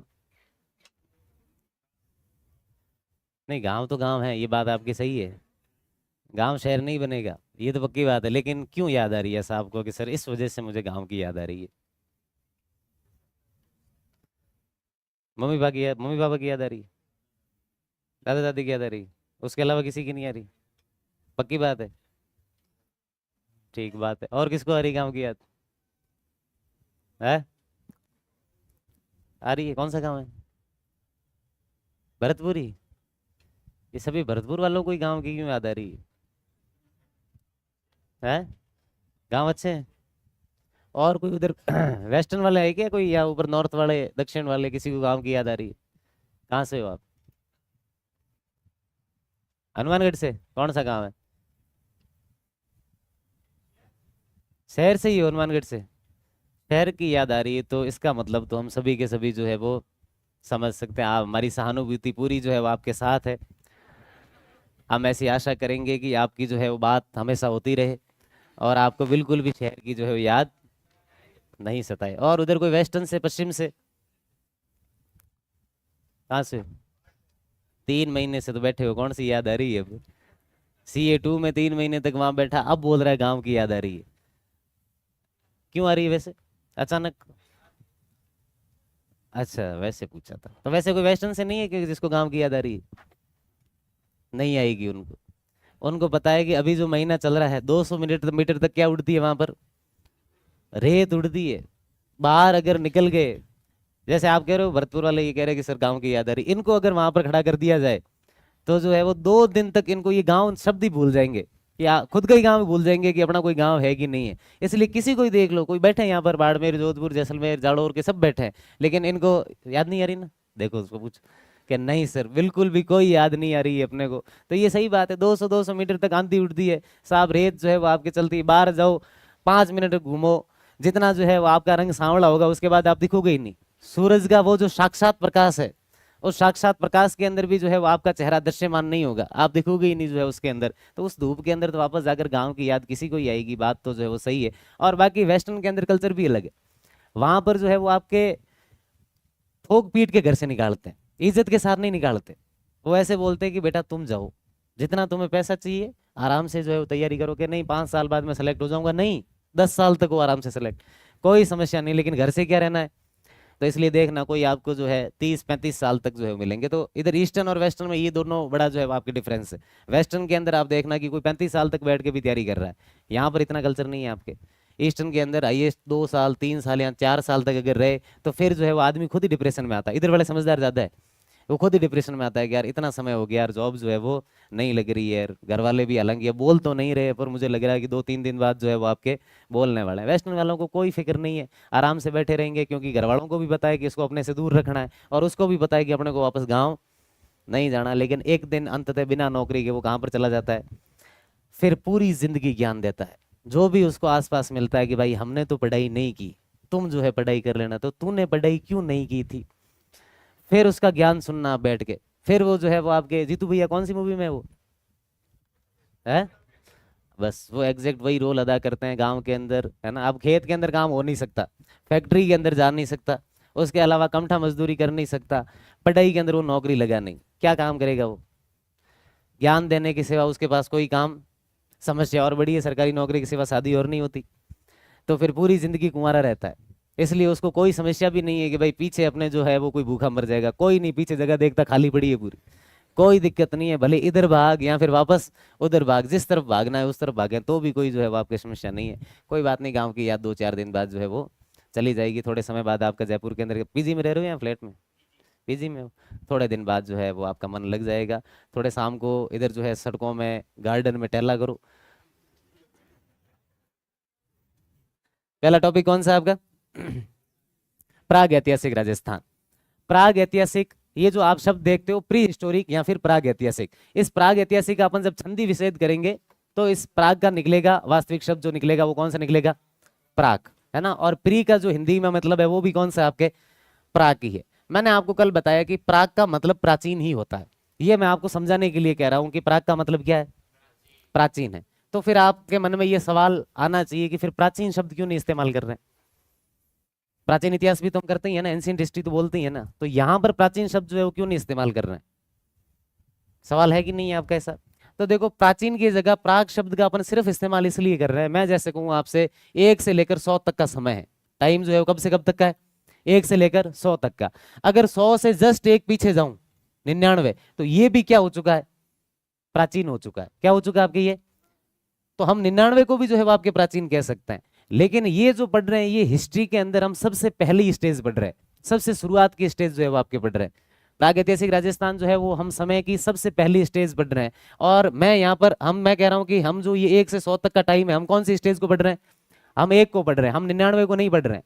हम 100 के बाद जो 99 है इसको भी प्राचीन कह सकते हैं, 98 जो है इसको भी प्राचीन कह सकते हैं। लेकिन जो ये 1 है, अब सबको ही प्राचीन कह रहे हैं, तो 1 को जो है हम नहीं समझ सकते। और जो बात जहां से शुरू होती है, जो पहला टाइम है, उसके लिए प्राचीन शब्द इस्तेमाल नहीं होकर कौन सा शब्द इस्तेमाल होता है? प्राग। पहली बात तो कोई भी शब्द किसी का भी पर्यायवाची नहीं होता है। आपने जितने भी पर्यायवाची शब्द सुने होंगे, पानी हो गया, जल हो गया, या फिर ऐसे कितने भी पर्यायवाची के साथ, ये उसका पर्यायवाची है। पर्यायवाची का मतलब क्या हुआ? उसके जैसा, कि भाई एक ही मतलब है, उसका एक ही अर्थ है। लेकिन यह वास्तव जो है अर्थ के अंदर कोई शब्द किसी का पर्यायवाची नहीं है। कोई भी शब्द किसी का जो है वो आपके पर्यायवाची नहीं है। कोई दो शब्द आपको याद हो, बोल दो कि ये इसका पर्यायवाची है, पर देख लेना वो इसका पर्यायवाची नहीं है। एक सामान्य, मैं हमेशा उदाहरण देता हूँ जो सभी को समझ में आ जाए, पानी और जल वाला जो है, इन दोनों को अपन क्या समझते हैं? एक समझते हैं। फिर अपन कहते हैं कि जल जो है वो किसका पर्यायवाची है? पानी का। पानी किसका पर्यायवाची है? जल का। लेकिन दोनों एक दूसरे का पर्यायवाची नहीं है। और कोई भी शब्द किसी का जो है वो आपके पर्यायवाची नहीं होता है। आप जब शादी के अंदर बैठते हो, या फिर शादी के अंदर देखना, आप जब पंडित जी आपके जो है मंत्र बोलते हैं, घर का उद्घाटन होता है, उस समय जब यज्ञ के पास आपके पानी चाहिए होता है, उस समय क्या बोलते हैं पंडित जी? जल लाइए। उस समय वो पानी का नहीं बोलते। तो जो पवित्र होता है, जिसको पवित्र कामों में प्रयोग लिया जाता है, जो शुद्ध होता है, उसको अपन क्या कहते हैं? जल कहते हैं। जो नाड़ी के अंदर बह रहा होता है उसको अपन क्या कहते हैं? इसलिए जब भी आज के बाद पानी पियो तो क्या बोलना है? जल लाओ। दुकान पर जाके ये मत बोलना सर पानी की बोतल दो। क्या बोलना उसके बाद? कि मित्र एक जल की जो है बाटली पकड़ा दो। तो ये दोनों के अंदर कुल मिला के कोई शब्द किसी का भी पर्यायवाची जो है वो आपके नहीं होता है। ये आपको ध्यान रखना कि कोई वर्ड किसी का भी पर्यायवाची नहीं है। इसलिए हमें अगर एक को समझना है तो हम एक को समझने के लिए इसका नाम रखेंगे। कोई ना कोई तो कंडीशन रखनी पड़ेगी। आपको जो है जानने के लिए आपका एक नाम रखा गया, आपको एक को पहचानने के लिए क्या करना पड़ेगा? उसका नाम रखना पड़ेगा। और इसलिए हमने उसका क्या नाम रखा है? प्राक रखा है। प्राचीन शब्द का हमने इस्तेमाल जो है वो आपके नहीं किया। आमतौर पर ये चीजें आपको क्यों ध्यान में रखनी होती है? क्योंकि आप आरएस का इंटरव्यू देने जाएंगे, है ना। और जिन लोगों की आपके ग्रेजुएशन के अंदर या मास्टर के अंदर हिस्ट्री है, ये मान के चलना कि आपके सामने ऐसे ही सवाल दागे जाएंगे। क्योंकि आपके सामने एक प्रोफेसर बैठा होगा जिसने अपनी हिस्ट्री के 60 साल खराब किए अपने सब्जेक्ट के अंदर। वो कहीं से भी पूछेगा, वो अपना जो है वो अहम शांत करेगा, ये बात आप मान के चलना। वो कभी ये नहीं पूछेगा जो आपको आएगा। वो ऐसे ऐसे सवाल उठा के पूछेगा जो हिस्ट्री के कॉन्सेप्चुअल होता है, जो एक रिसर्चर के अलावा शायद किसी को पता हो, प्रोफेसर के अलावा किसी को पता हो। तो ये छोटी छोटी चीजें आपको समझ पैदा करेगी अलग अलग डायमेंशन के अंदर। और आपके मेंस के अंदर ऐसे शब्द इस्तेमाल होंगे। इसलिए आपको ध्यान रखना है कि हमने इसका नाम प्राग ऐतिहासिक या फिर प्राग इतिहास को जब अलग करेंगे तो उसका क्या आएगा? आपके राजस्थान का प्राग इतिहास। और प्राग शब्द हमने इस्तेमाल सिर्फ इसलिए किया है क्योंकि अगर हम पहले स्टेज को समझेंगे, जो आपके समय जहां से शुरुआत हो रही है उस समय को समझने के लिए हम उसका क्या इस्तेमाल करेंगे? आपके बाकी प्राचीन तो 100 के बाद 99 भी प्राचीन है, 98 भी प्राचीन है, एक भी प्राचीन हो गया, लेकिन सब प्राचीन है। हम 98 को जो है प्राग नहीं कह सकते, हम एक को जो है वो क्या कहेंगे? समझ में आई कि नहीं है आपके बात? तो हमारे हिस्ट्री का जो पहला चरण है वो कौन सा चरण है? प्राग ऐतिहासिक है। अब आप सबके मन में एक सवाल आएगा कि ये सब है क्या, कहां से लिखा गया, भारत के अंदर इसकी शुरुआत किसने की, भारत के अंदर इसकी शुरुआत कब हुई, किसने जो है वो आपकी ये नाम रखे प्राग इतिहास। और प्राग इतिहास के अंदर हम आगे जाकर पढ़ेंगे कि ये मानवों के जो है वो आपके इतिहास का वो पहला समय है जहां से मानवों का इतिहास हमें जो है वो आपके पता चलता है। आज तक ऐसी कोई भी टेक्नोलॉजी नहीं बनी है, आज तक साइंस के अंदर ऐसी कोई भी जो है वो आपकी चीज हमने सर्जित नहीं की है जिसके माध्यम से हम ये बता सकें कि मानव जो है उसकी उत्पत्ति कैसे हुई, ह्यूमन का ओरिजिन कैसे हुआ। हमें इसका कुछ भी नहीं पता है। साइंस सिर्फ ये बता सकती है कि आपकी बॉडी के अंदर क्या क्या है, साइंस ये बता सकती है कि आपकी बॉडी में किस चीज की कमी है, लेकिन ये जो बॉडी है इसका ओरिजिन कैसे हुआ है, ये बॉडी उत्पन्न कैसी हुई है, अभी तक ना तो टेक्नोलॉजी ऐसा कुछ डेवलप कर पाई है और ना हमें आज तक कभी साइंस बता पाई है, और ना कोई भी धर्म का जो है वो आपके धर्म ग्रंथ ये बता पाया है। सारे धर्म ग्रंथों ने ये जरूर बताया है कि साहब हमारा धर्म जो है वो सबसे बेस्ट है। हम जो है वो आपके मतलब जो भी आप धर्म ग्रंथों के अंदर जितनी भी चीजें देखते हो उन सब के अंदर आपको ज्ञान से भरी हुई सारी चीजें मिलेगी, लेकिन कोई भी धर्म ग्रंथ ये नहीं बताता कि मानव की उत्पत्ति जो है वो आपके कैसी हुई। अभी तक हमें जो है इसका कुछ भी पता नहीं चला है, पहली बात ये है। और जब हमें इनका कुछ भी पता नहीं चला है तो ये बात जो मानव के इतिहास का जो हमने पहला चरण तय किया जिसका हमने नाम क्या रखा? प्राग इतिहास, प्री हिस्टोरिक एरा, जहां से मानव का इतिहास शुरू हो रहा है। ये मान लो कि यहाँ से हमारी हिस्ट्री क्या होती है। इस पृथ्वी के अंदर जितने भी जानवर आप देखते हो, जितने भी जीव है, यानी लाखों अरबों के अंदर है, छोटे मोटे कीड़े मकोड़ों से लेकर बड़े से बड़े जो है वो आपके जानवरों तक अरबों के अंदर जो है उनकी संख्या है। इन सारे जीवों के अंदर अगर किसी जीव की हिस्ट्री सबसे नई है, अगर किसी का इतिहास सबसे नया है तो वो किसका है? मानवों का है। कीड़े मकोड़ों का इतिहास भी हमसे पुराना है, बस समस्या ये है कि उनमें से किसी ने उनका इतिहास लिखा नहीं, लेकिन उनका इतिहास भी हमसे प्राचीन है। हमारा अगर किसी इस पूरी पृथ्वी के ऊपर सबसे नवीन हिस्ट्री, अगर किसी की न्यू हिस्ट्री है सबसे ज्यादा और सबसे अभी अभी जो किसी की हिस्ट्री अगर लिखी गई है तो या फिर आपके बनी है तो वो किसकी है? मानव की। कुल मिला के बात यह है कि हम नए नए हैं इस पृथ्वी के ऊपर। हमसे बाकी जितने भी चीजें हैं वो सब की सब हमसे पुरानी है। हम इस पृथ्वी के ऊपर जो है वो आपके नए हैं। तो क्या हम जो है वो अचानक आपके जो है हमारा ओरिजिन हो गया? नहीं, हम इससे पहले क्या थे? बंदर थे। हमने बहुत अरबों सालों के अंदर खुद के अंदर जो है वो आपके ट्रांसफॉर्मेशन किया है। अब बात ये आती है कि ये सारी चीजें किसने बताई है, प्राग ऐतिहासिक नाम जो है वो भारत आपके जो है इस समय का किसने रखा, और भारत के अंदर ये कहानी शुरू कहाँ से होती है? कौन वो आदमी था जिसने सबसे पहले भारत के अंदर ये जो है वो आपके कोशिश की कि यार कंप्लीटली भारत का एक इतिहास जो है वो आपके लिखा जाना चाहिए, या फिर हमारे क्या भारत के अंदर शुरुआत से ऐसी चीजें लिखी जाती थी? अब इसके अंदर आप प्राचीन जितने भी राजा महाराजा पढ़ोगे, हर राजा महाराजा के दरबार के अंदर बड़े बड़े विद्वान होते थे, और वो विद्वान जो है वो आपकी किताबें लिखा करते थे। तो क्या वो इतिहास था? वो इतिहास नहीं था। वो एक महाराजा के दरबार में, और उसने सिर्फ उस महाराजा की जानकारी लिखी, और सिर्फ उस महाराजा की जानकारी पर हम उस पूरी डायनेस्टी की कंप्लीट इन्फॉर्मेशन नहीं देख सकते, या फिर उस पूरे राज्य की इन्फॉर्मेशन नहीं देख सकते। वो जो है उसको हम कंप्लीटली हिस्ट्री नहीं मान सकते। हाँ, जब हम इतिहास लिखेंगे तब उस किताब का जो है वो इस्तेमाल आपके जरूर करेंगे। अब उसके बाद आती है तो भारत के अंदर ये कहानी कब से शुरू होती है? क्या जब 1206 के अंदर गुलाम वंश की स्थापना हुई तो उन सुल्तानों ने कोई प्रयास किया था? यहाँ जब मुगल यहाँ पर आए तो क्या ये मुगलों ने प्रयास किया था, या मराठों ने किया था, राजपूतों ने किया था, या फिर अंग्रेजों ने किया था? तो ये कहानी शुरू होती है आपके अंग्रेजों से। किससे शुरू होती है? अंग्रेज पूरी दुनिया के स्तर पर जाकर जो है वो आपके जब एक बात करते हैं, क्योंकि यार अंग्रेजों से ये सवाल बड़ा जो है पूछा जाता है कि यार आपने जहाँ से सूर्य उदय होता है, जहाँ से सूर्य अस्त होता है, पूरी जो कंप्लीट जमीन थी उसके ऊपर किसका शासन था? अंग्रेजों का शासन था। तो यार आपने हर व्यक्ति को अपना गुलाम क्यों बनाया? तो अंग्रेजों के पास एक बड़ा अच्छा जवाब है, व्हाइट बर्डन थ्योरी। कौन सी थ्योरी है? व्हाइट का मतलब गोरे लोग। अंग्रेज कैसे होते थे? गोरे। बर्डन, बर्डन का मतलब क्या हो गया? भार। कि हम जो गोरे लोग हैं, हम जो अंग्रेज हैं, हमारे सर के ऊपर एक भार है, हमारे सर के ऊपर एक बर्डन है। कैसा बर्डन है? कि ये जो अश्वेत लोग है ना, जो आपके ब्लैक लोग जितने भी है, वो सब के सब असभ्य है, वो सिविलाइज्ड नहीं है। उन लोगों को सभ्य बनाने का काम किसका है? हमारा है। इसलिए हमने उन सारे देशों के ऊपर अधिकार किया, और हम उन लोगों को जो है वो आपके क्या बना रहे हैं? सभ्य जो है वो आपके बना रहे हैं। तो अंग्रेज आज तक भी इस बात का जो है जवाब देते हैं, और जिस थ्योरी के बारे में वो बात करते हैं, कौन सी थ्योरी है? White burden theory. White burden theory का मतलब क्या है? किसने दी ये थ्योरी? अंग्रेजों ने दी। और इस अंग्रेजों ने ये थ्योरी देकर हमसे क्या कहा?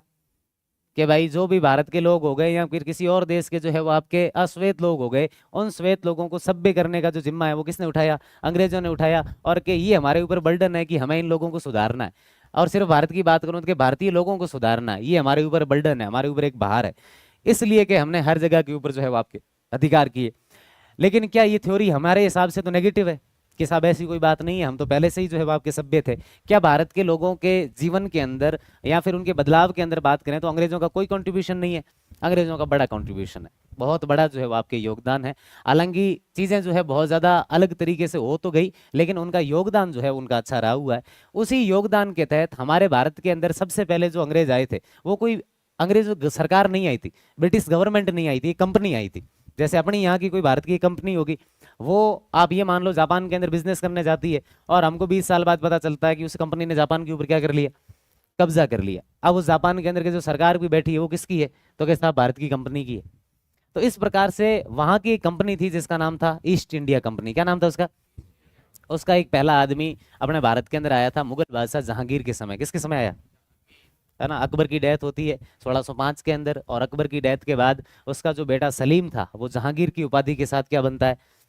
बादशाह जो है बनता है। अब उस समय मुगल जो है वो आपके यहाँ पर थे, सुप्रीम थे वो, है ना, वो किसी से बात भी नहीं करते थे, कोई लेना देना नहीं है उनको। तो अंग्रेज आए शुरुआत में यहाँ पर, जहांगीर के दरबार में आया था वो 20-25 दिन 30 दिन तक तो अपॉइंटमेंट ही लेता रहा कि हमें जहांगीर से क्या करना है? मिलना है। भाई अगर आपको भारत में व्यापार करना है तो किसकी परमिशन चाहिए? भारत के राजा की तो चाहिए ही होगी ना। आज अगर भारत के अंदर कोई कंपनी जो है वो शासन करने के लिए आएगी तो किसकी परमिशन लेगी? गवर्नमेंट की परमिशन लेगी कि नहीं लेगी? सीधी सी बात है। तो उस समय गवर्नमेंट ही राजा होता था, तो राजा की परमिशन लेनी पड़ेगी। तो वो अंग्रेज क्यों घूम रहे थे वहां पर जहांगीर के पास? परमिशन लेने के लिए कि हमें भारत में क्या करना है? व्यापार करना है। तो जहांगीर ने पहले तो मुलाकात ही नहीं की, क्योंकि जहांगीर के पास मुलाकात करने का कोई समय भी भाई का फिक्स था। सुबह 7 बजे से क्या शुरू करता था? शराब पीना। दोपहर को क्या चलती थी? शराब। शाम को भी क्या चलती थी? शराब पीते पीते क्या होता था? सो जाता था। पूरा उसका शेड्यूल ऐसा ही था। इसलिए जहांगीर के पास कोई समय नहीं था कि वो व्यापार की नीति के ऊपर किसी से जाकर जो है बात करे कि साहब आपको यहाँ पर व्यापार करना है कि यहाँ पर आपको व्यापार नहीं करना है। कई दिनों तक भटका, जहांगीर ने उससे मुलाकात ही नहीं की, वो चला गया। जहांगीर के बाद 1627 में जहांगीर की डेथ हुई और उसका बेटा जो खुर्रम था वो शाहजहां के नाम से नया मुगल बादशाह बनता है। तो अंग्रेज शाहजहां के पास आ गए। शाहजहां ने भी व्यापार करने की परमिशन नहीं दी। शाहजहां की जो है वो आपके 1657 के अंदर शाहजहां का जो बेटा आलमगीर औरंगजेब जो है वो आपके नया बादशाह बनता है। और 1707 के अंदर औरंगजेब की भी डेथ हो जाती है। औरंगजेब ने भी व्यापार करने की परमिशन नहीं दी। लेकिन औरंगजेब के बाद क्रमशः जितने भी राजा हुए वो सब के सब कमजोर हुए और औरंगजेब की डेथ के बाद मुगल पूरी तरीके से जो है वो आपके खत्म ही हो चुके थे, ये आपके मानना। और अंग्रेज धीरे धीरे जो है वो आपके भारत का जो ईस्टर्न और साउथ वाला क्षेत्र है, बंगाल वाला इलाका, यहाँ तक पहुंच चुके थे। क्योंकि भाई वो जहाज लेकर आते और जो समुद्र के किनारे वाली जगह होती वहीं पर रुकते थे। बंगाल के अंदर धीरे धीरे उन्होंने रुकना जो है वो आपके शुरू कर दिया और धीरे धीरे जो है अपने लोगों को भी वहां पर इकट्ठा करना शुरू कर दिया। और जब मुगल पूरी तरीके से त्रस्त हुए तो त्रस्त होते ही उन्होंने भारत के एक क्षेत्र के ऊपर क्या कर लिया, कब्जा कर लिया। सबसे पहले उन्होंने बंगाल के आसपास का जो इलाका है उसको उन्होंने अपने अधिकार में ले लिया। और 1757 के अंदर आप भारतीय इतिहास के अंदर पढ़ेंगे बैटल ऑफ प्लासी। कौन सा युद्ध हुआ था? प्लासी का युद्ध। प्लासी युद्ध के बाद फाइनली जो है वो आपके अंततः भारत के अंदर अंग्रेजों ने अपनी नींव जो है वो मजबूत की और अंग्रेजों ने अपना व्यापार और शासन दोनों ही एक क्षेत्र से जो है वो करना क्या कर दिया, शुरू जो है वो आपके कर दिया। वहां से जब अंग्रेज भारत के अंदर सिर्फ बंगाल तक सीमित नहीं रहना चाहते थे कि भाई अपनी लिमिटेशन बंगाल तक ही है, हम सिर्फ बंगाल के ऊपर क्यों अधिकार करके रखें, हम पूरे भारत के ऊपर जो है अधिकार करेंगे, यहाँ तक क्यों करेंगे।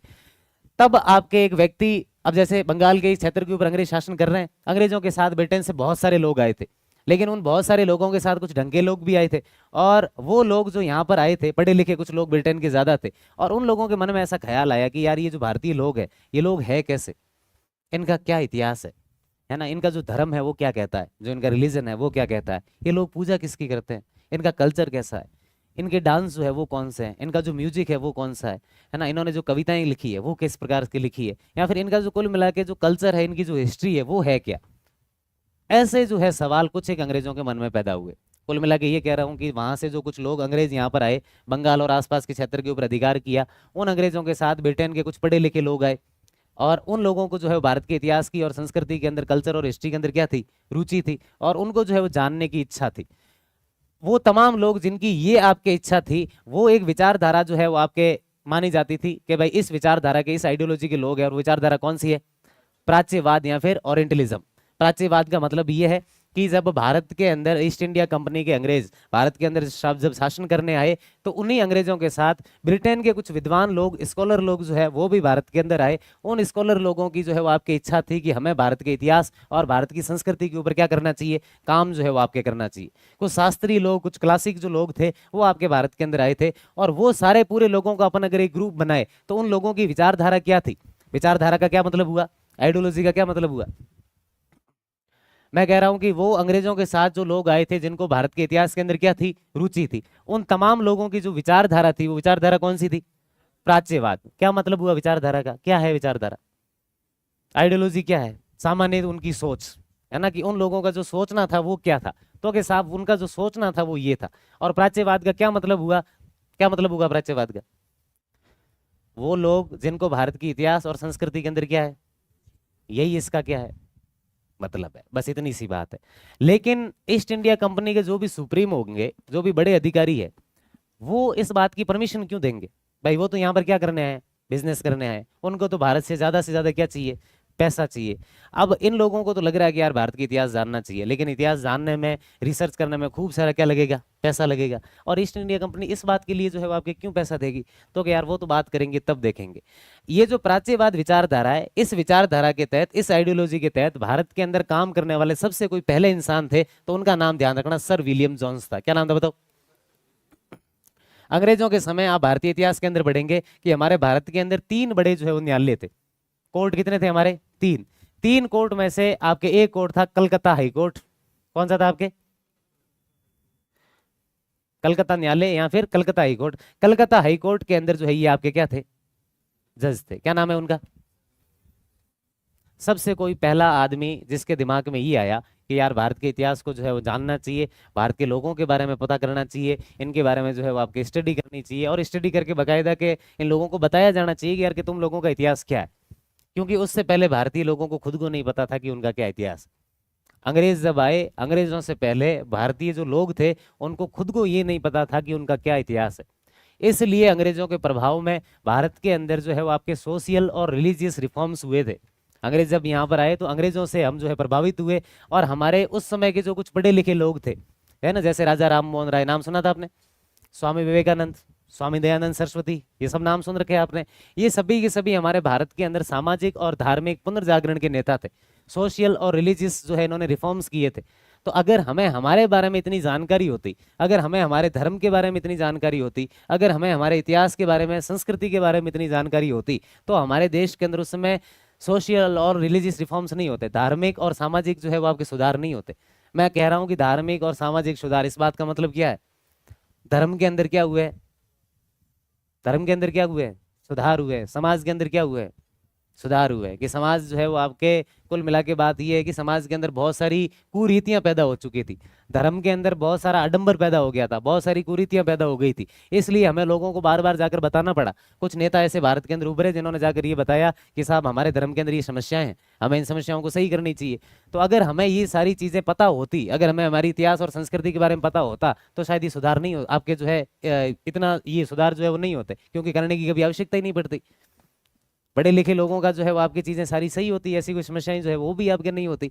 तो पहला ऐसा आदमी सर विलियम जॉन्स, जिसके दिमाग में ये आया कि यार हमें भारतीयों के इतिहास के बारे में पता करना चाहिए और भारतीयों को ये बताना चाहिए कि ये यार तुम्हारा इतिहास है।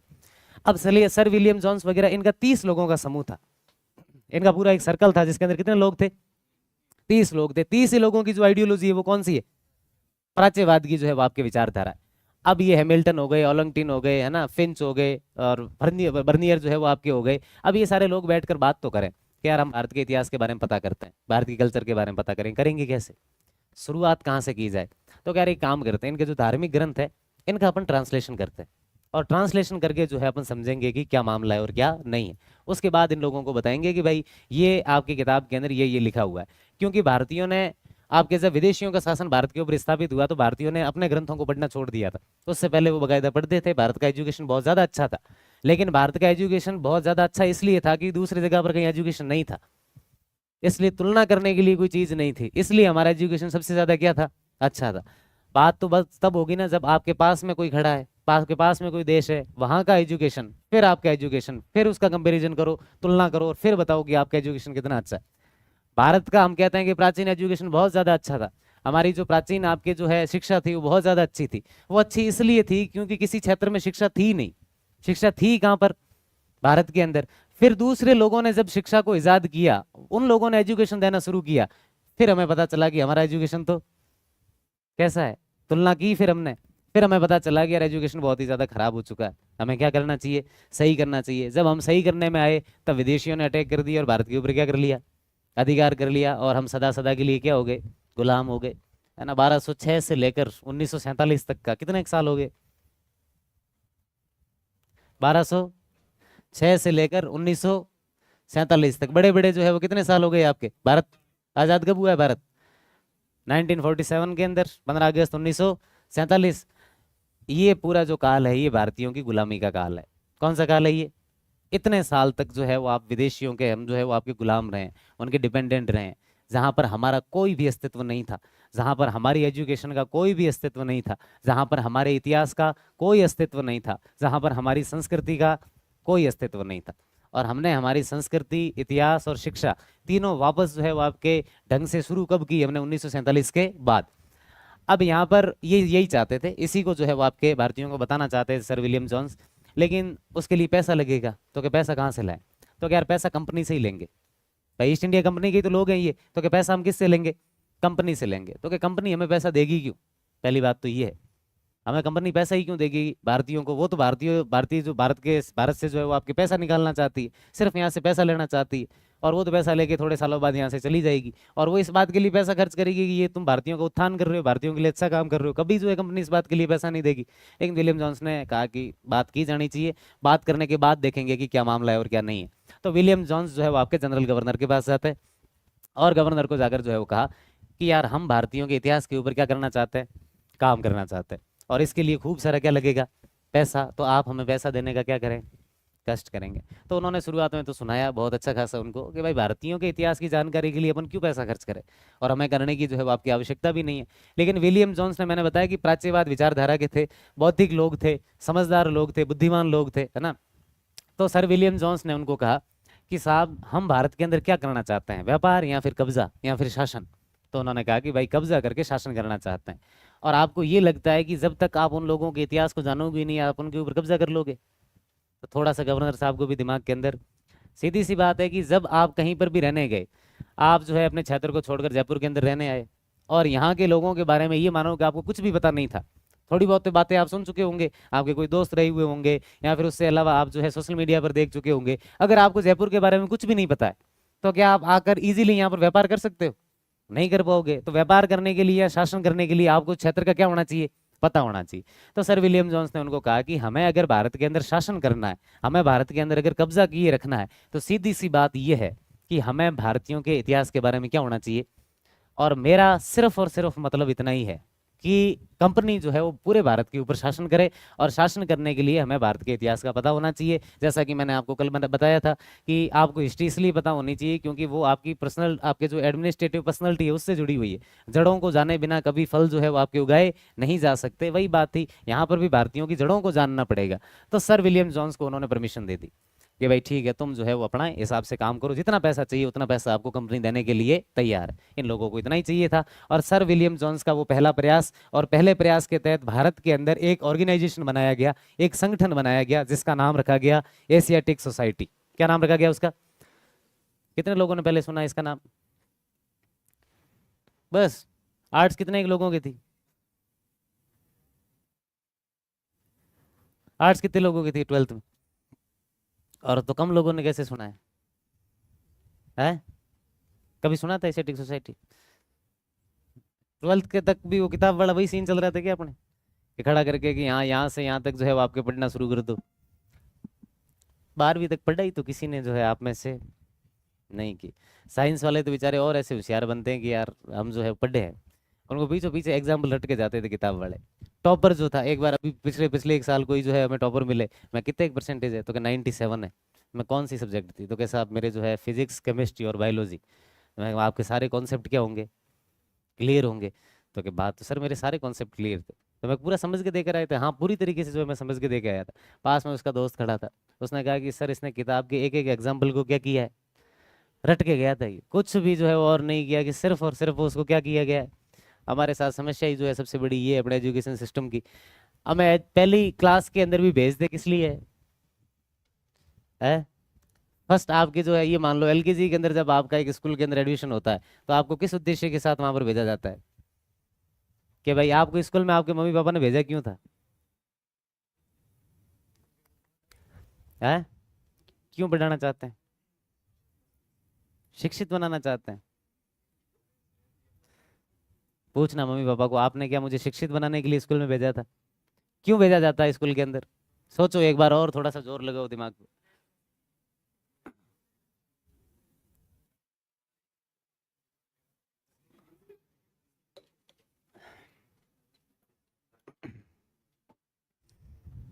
आपको पहली क्लास के अंदर जिस समय एडमिशन करवाया गया था स्कूल के अंदर, आपके माता पिता का क्या उद्देश्य था, क्यों करवाया गया? पढ़ लिख के, यही बात है, कोई और बात है? हैं? डिसिप्लिन के लिए किया था भर्ती।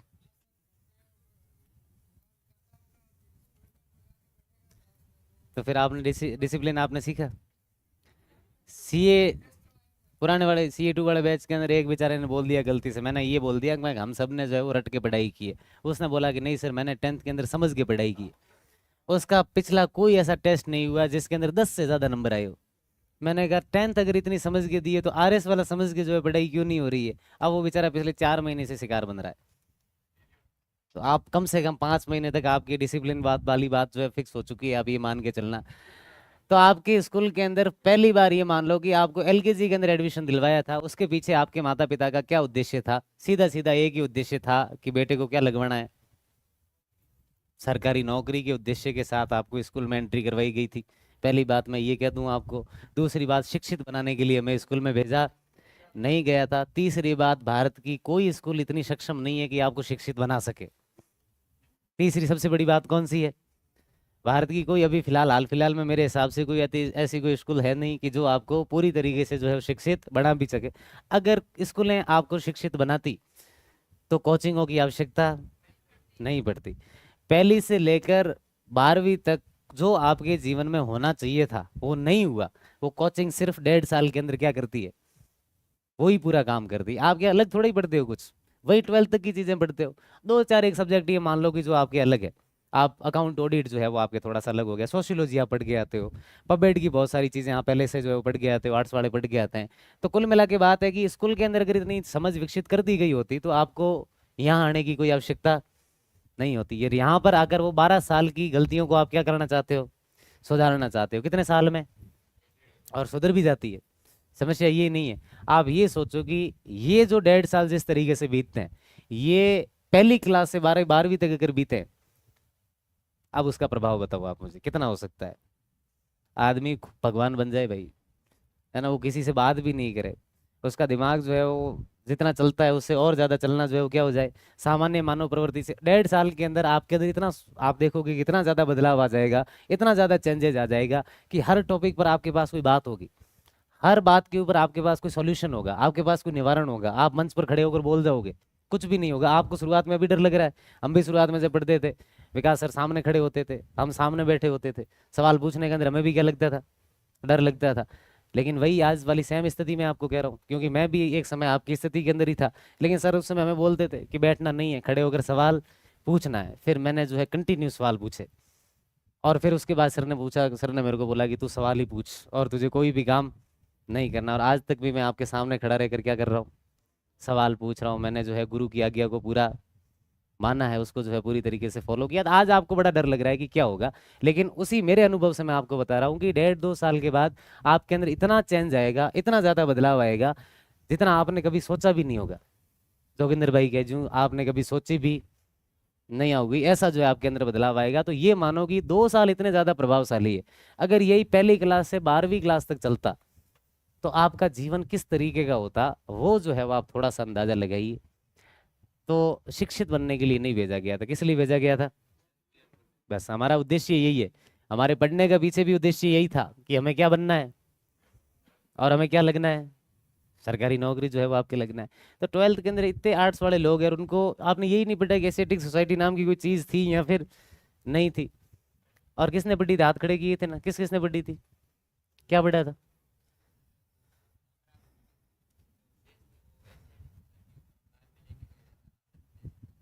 बस वो इतनी लाइन पढ़ी हुई और सर ने कुछ नहीं बताया फिर इसके बारे में, खत्म सिस्टम इतना बताकर। और किसको पता है एशियाटिक सोसाइटी के बारे में?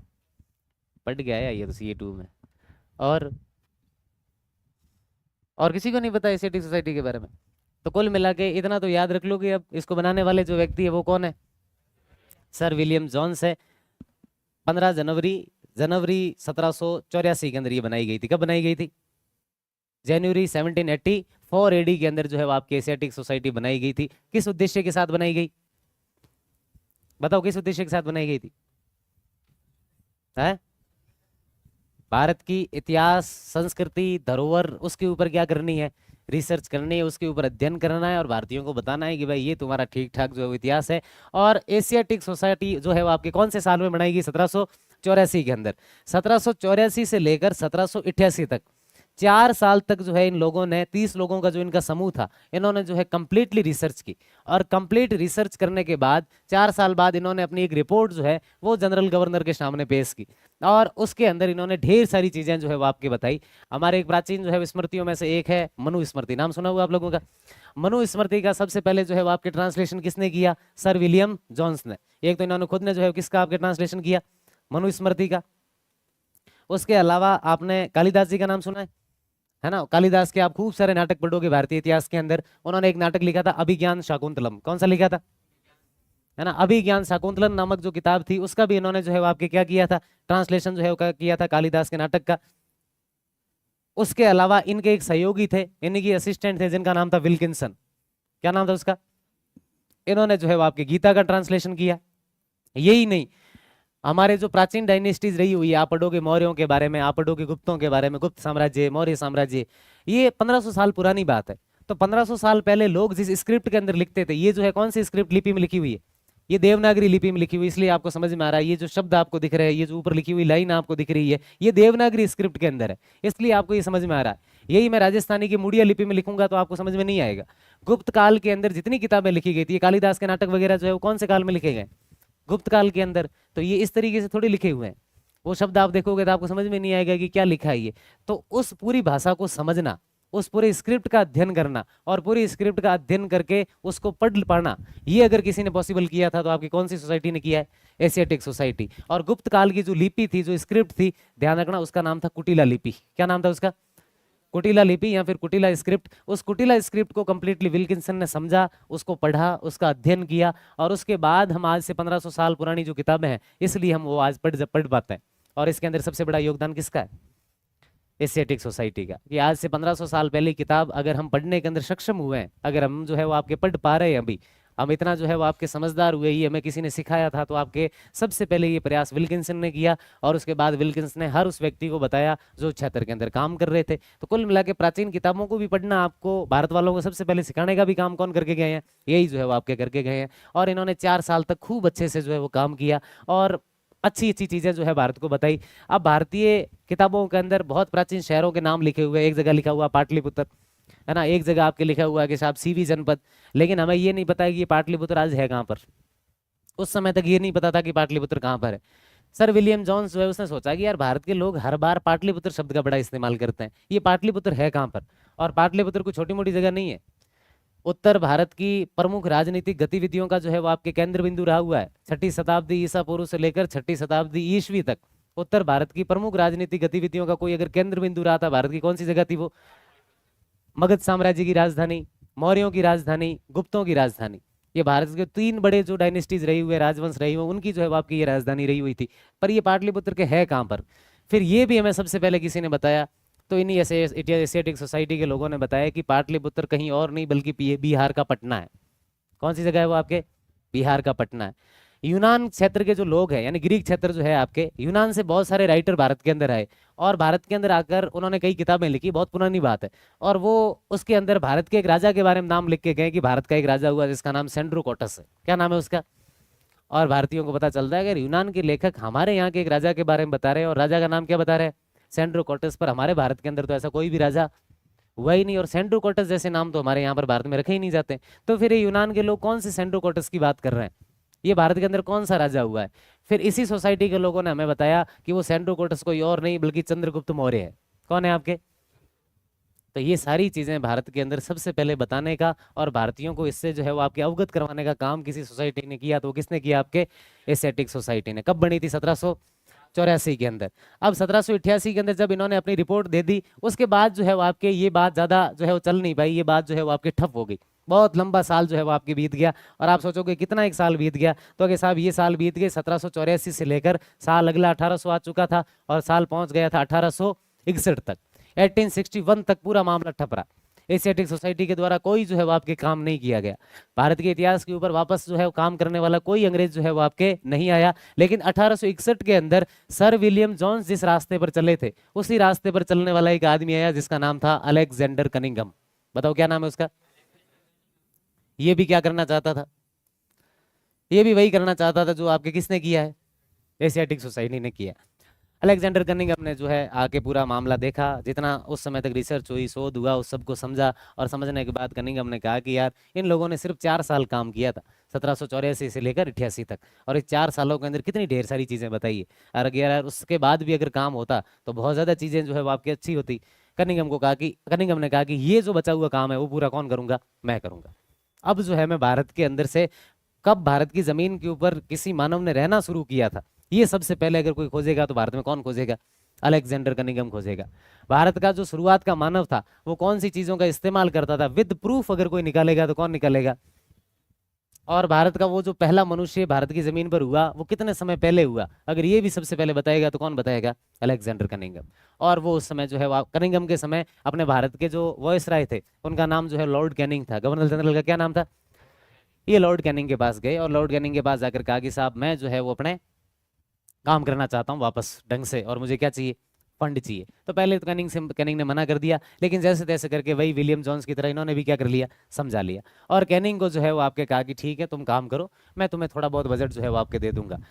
ये वो साल है जब भारत के अंदर सबसे पहले एक डिपार्टमेंट बनाया गया और अलेक्जेंडर कनिंघम को ये डिपार्टमेंट दिया गया। उसको अपन कहते हैं आर्कियोलॉजिकल सर्वे ऑफ इंडिया, यानी भारतीय पुरातत्व विभाग। कौन सा विभाग बनाया गया, भारतीय पुरातत्व विभाग। भारतीय पुरातत्व विभाग का मतलब क्या हुआ, भारत का वो विभाग जो किस पर काम करेगा, पुरातत्व के ऊपर काम करेगा, आर्कियोलॉजिकल के ऊपर जो है वो आपके काम करेगा। आर्कियो का मतलब, आर्कियोलॉजिकल जो शब्द है ये ग्रीस जो है आपके क्षेत्र का शब्द है, ग्रीक भाषा का एक शब्द है। आर्कियो का मतलब होता है प्राचीन, आर्कियो का मतलब क्या होता है ना, लोजोस का मतलब होता है उसके ऊपर शोध करना। तो आर्कियोलॉजिकल का मतलब ये है कि जो भी, पुरातत्व का मतलब ये है कि जो पुराना समय बीत चुका है, उनके जो अवशेष जमीन के अंदर धस गए हैं, हमें उन सारे अवशेषों को क्या करना है, बाहर निकालना है और उनके ऊपर जो है वो आपके शोध करना है, रिसर्च करनी है। और उसके लिए सबसे पहला कोई डिपार्टमेंट बनाया गया, कौन सा बनाया गया, भारतीय पुरातत्व विभाग। और ये बनाकर किसको दे दिया गया, लेकिन अब तक एज ए गवर्नमेंट डिपार्टमेंट की तरह इसको दर्जा नहीं था। ये सिर्फ अलेक्जेंडर कनिंघम को खुश करने के लिए लॉर्ड कैनिंग ने दिया कि भाई ज्यादा पैसा भी नहीं देंगे, कनिंघम को राजी भी कर देते हैं तो ज्यादा ऐसी कोई समस्या भी नहीं होती। तो इनको जो है वो आपके ये डिपार्टमेंट बनाकर सामान्य दे दिया। अब कनिंघम फंड ही मांगते रहे, फंड आया ही नहीं, कई साल बीत गए। और साल कितने बीत गए, तो कि साहब कनिंघम को लड़ते लड़ते साल हो गए 10, और फाइनली जो है साल कौन सा आ गया, 1871 तक आते आते कनिंघम जो है वो परेशान ही हो गया। और कनिंघम ने इस बार जाकर कहा कि यार फंड देना है तो दो, और नहीं देते हो तो मैं थोड़ा बहुत चंदा करके जो है वो क्या करता हूँ, काम जो है वो आपके चलाता हूँ। और अंततः 1871 तक आते आते अलेक्जेंडर कनिंघम को ठीक ठाक जो है वो आपके फंड दिया गया। और फंड के साथ ये जो आर्कियोलॉजिकल डिपार्टमेंट है, भारतीय पुरातत्व जो विभाग है, इसको गवर्नमेंट का जो है वो दर्जा दिया गया। और 1871 के अंदर इसी विभाग का अलेक्जेंडर कनिंघम को जो है वो आपके जनरल डायरेक्टर या फिर महानिदेशक जो है वो आपके नियुक्त किया गया। कब किया गया था, 1871 के अंदर। तो हम आमतौर पर पढ़ते हैं कि भारतीय पुरातत्व विभाग बना 1861 में था, सामान्य तौर पर बना 1861 में था, लेकिन कंप्लीटली एक मान्यता प्राप्त जो विभाग है ये आपके कौन से साल में बना है, 1871 के अंदर जो है वो आपके बनाए। और पहले जो महानिदेशक बने इसके वो कौन बने, अलेक्जेंडर कनिंघम। और अलेक्जेंडर कनिंघम को पैसा ठीक मिल गया था, तो उसने जो है वो कहा कि यार पैसा तो आपने दे दिया, लेकिन मुझे लोग भी चाहिए, अकेला आदमी भारत में कहाँ कहाँ पर भागेगा, तो मुझे कुछ एक असिस्टेंट की जो है वो आपकी आवश्यकता है। तो अलेक्जेंडर कनिंघम को कई जो है वो आपके सहयोगी दिए गए कि साहब इन लोगों को जो है वो आपके साथ में लेकर जाओ। इनमें से एक जो है वो आपके HBW गैरिक था, है ना, एक जो है वो आपके JD बैगलर था, और इन्हीं में से एक जो इनका असिस्टेंट था जिनका नाम था कार्लाइल। क्या नाम था बताओ, मुझे आपको यहीं पर लेकर आना था, इसके अलावा कोई और उद्देश्य नहीं था। तो एक अलेक्जेंडर कनिंघम के असिस्टेंट थे, उनके सहयोगी थे, जिनका क्या नाम है। और इन लोगों को कनिंघम क्यों ले रहा है अपने साथ में, भाई इन लोगों की डिमांड क्यों कर रहा है कनिंघम, भाई अकेला आदमी भारत में सब जगह पर जाकर नहीं ढूंढ सकता ना, सारी चीजें नहीं खोज सकता, इसलिए अलग अलग लोगों को जिम्मेदारी दी गई।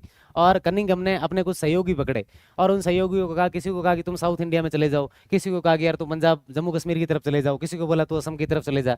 तो सब मिलकर जो है वो आपके काम करेंगे तभी होगा। तो कनिंघम के कुछ एक सहयोगी थे, उन्हीं सहयोगियों में से एक सहयोगी कौन है आपके, कार्लाइल को राजस्थान में भेजा गया था। हम कौन सा इतिहास पढ़ रहे हैं, राजस्थान का इतिहास। तो राजस्थान में जो आदमी आया था उसका क्या नाम है, कार्लाइल है। राजस्थान के अंदर राजस्थान की एंशिएंट हिस्ट्री के ऊपर, यहाँ पे राजस्थान के इतिहास का वो चरण जहाँ पर हमें ह्यूमन की फर्स्ट स्टेज का पता चलता है, उसके बारे में अगर हमें सबसे पहले कोई आदमी बताने वाला था या फिर उसमें काम करने वाला सबसे पहला कोई आदमी था, तो वो कौन था, आपके कार्लाइल था। कार्लाइल किसका असिस्टेंट है, किसका सहयोगी है। कनिंघम तो ऑल ओवर भारत के अंदर कर रहे हैं, कार्लाइल कहाँ पर कर रहे हैं। कनिंघम ने ऑल ओवर भारत के अंदर जो है वो आपके आर्कियोलॉजिकल सर्वे किया था, पुरातात्विक सर्वेक्षण जो है वो आपके किया था। इसलिए हम अलेक्जेंडर कनिंघम को फादर ऑफ इंडियन आर्कियोलॉजी कहते हैं, या फिर भारतीय पुरातत्व विभाग का क्या कहते हैं, जनक कहते हैं। बताओ क्या कहते हैं, भारतीय पुरातत्व विभाग का, भारतीय पुरातत्व का आपके जो है जनक। और राजस्थान के अंदर ये सेम काम करने वाले कौन है, इसलिए राजस्थान के पुरातत्व का जनक किसे कहते हैं। RPC का पिछले कुछ एक सालों में फेवरेट क्वेश्चन बना हुआ है ये, राजस्थान के अंदर सबसे पहले पुरातात्विक का कार्य करने का श्रेय हम किसे देते हैं, सबसे पहले काम करने वाला कौन है आदमी, क्या किया उसने यहाँ पर आकर। मैं कह रहा हूँ पुरातात्विक सर्वे आपके जो है सर्वेक्षण या फिर आर्कियोलॉजिकल सर्वे, क्या मतलब हुआ इसका। पुरातात्विक सर्वेक्षण का मतलब ये है कि सामान्य जो मानवों का इतिहास जहाँ से शुरू होता है उस इतिहास को आप कैसे ढूंढोगे? क्या उसका कोई जमीन के ऊपर सीधा सीधा आपको एविडेंस मिल रहा है? जैसे महाराणा प्रताप के बारे में आप इतिहास ढूंढोगे तो आपके चित्तौड़ के किले आपको सीधे सीधे दिख रहे हैं कि साहब यहाँ पर महाराणा प्रताप रहे थे। लेकिन प्राचीन आप समय के अंदर जाओगे, कौन से किले आपको दिख रहे हैं? तो कि साहब नहीं दिख रहे हैं। तो कैसे करोगे? तो कि साहब हमें उत्खनन करना पड़ेगा, एक्सक्वेशन करना पड़ेगा। खनन का मतलब आपको पता है क्या होता है? खनन शब्द से आप सब जो है वाकिफ हैं। उत्खनन करके एक शब्द होता है, इंग्लिश के अंदर हम इसे एक्सक्वेशन कहते हैं।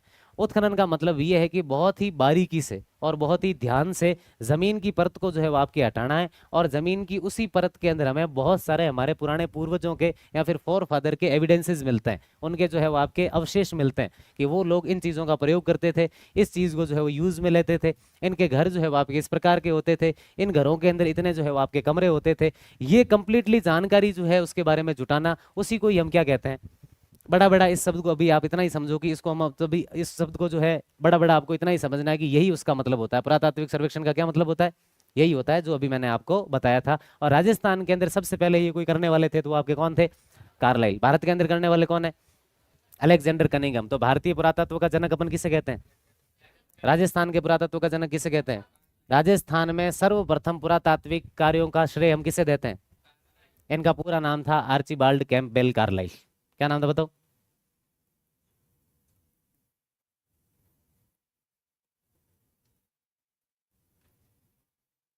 Archibald Campbell Carlyle. और इनको अपन फादर ऑफ राजस्थान आर्कियोलॉजी या फिर राजस्थान पुरातत्व के जनक, ये जो है वो सामान्य आपको ध्यान रखना है। लिख दो एक बार। लिख रहे हो क्या? लिख दो तो। सर्वप्रथम इन्होंने सर्वेक्षण किया था, ये ध्यान रखना।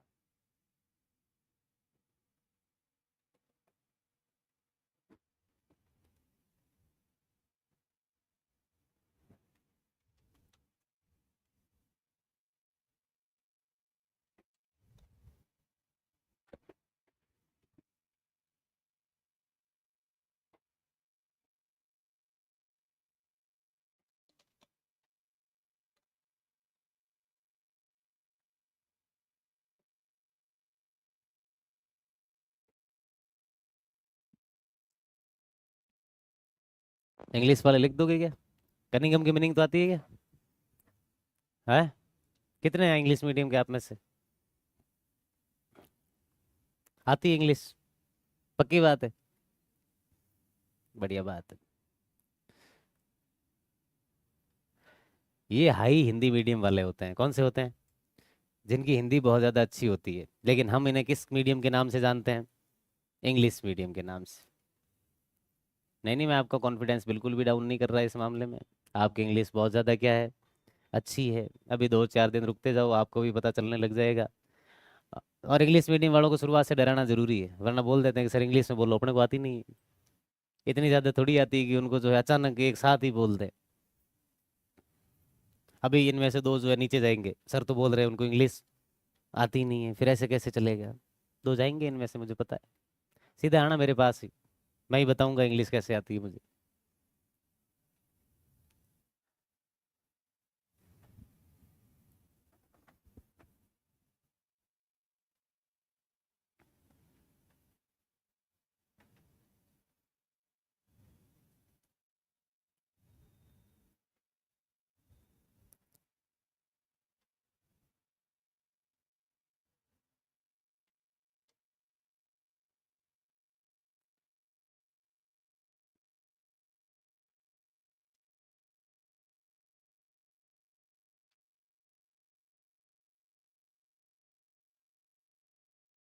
Orientalism, orientalism, orientalism, प्राच्यवाद।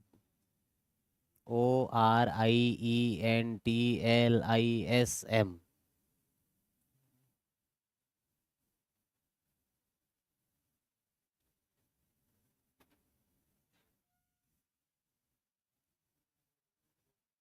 लिख दिया क्या सबने?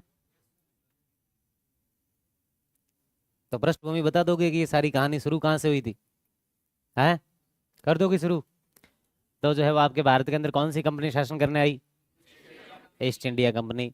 वो जो यहाँ पर आए अंग्रेज शासन करने, उन्हीं के साथ कुछ लोग आए जो थोड़े से समझदार थे, बुद्धिमान थे, क्लासिक लोग थे, इंटेलेक्चुअल थे, आध्यात्मिक जो है वो आपके लोग थे, जिनकी रुचि भारत के इतिहास को जानने में थी, जिनकी रुचि भारत के संस्कृति को जानने में थी। उन लोगों की जो आइडियोलॉजी है, उनकी जो विचारधारा थी, उनकी जो सोच थी, वो आपके क्या कहलाती थी? प्राच्यवाद। तो फिर अब बाकायदा आप इंडियन हिस्ट्री के अंदर प्राच्यवाद का पूरा एक ग्रुप पढ़ेंगे कि साहब प्राच्यवाद के अंदर ये लोग थे, इन्होंने ये किया था, ये आप इंडियन हिस्ट्री के अंदर पढ़ेंगे। यहाँ पर तो हमने सामान्य समझने के लिए आपके ये बताया। इन्हीं प्राच्यवाद के अंदर सबसे बड़े कोई उस समय व्यक्ति थे, तो उनका नाम क्या था?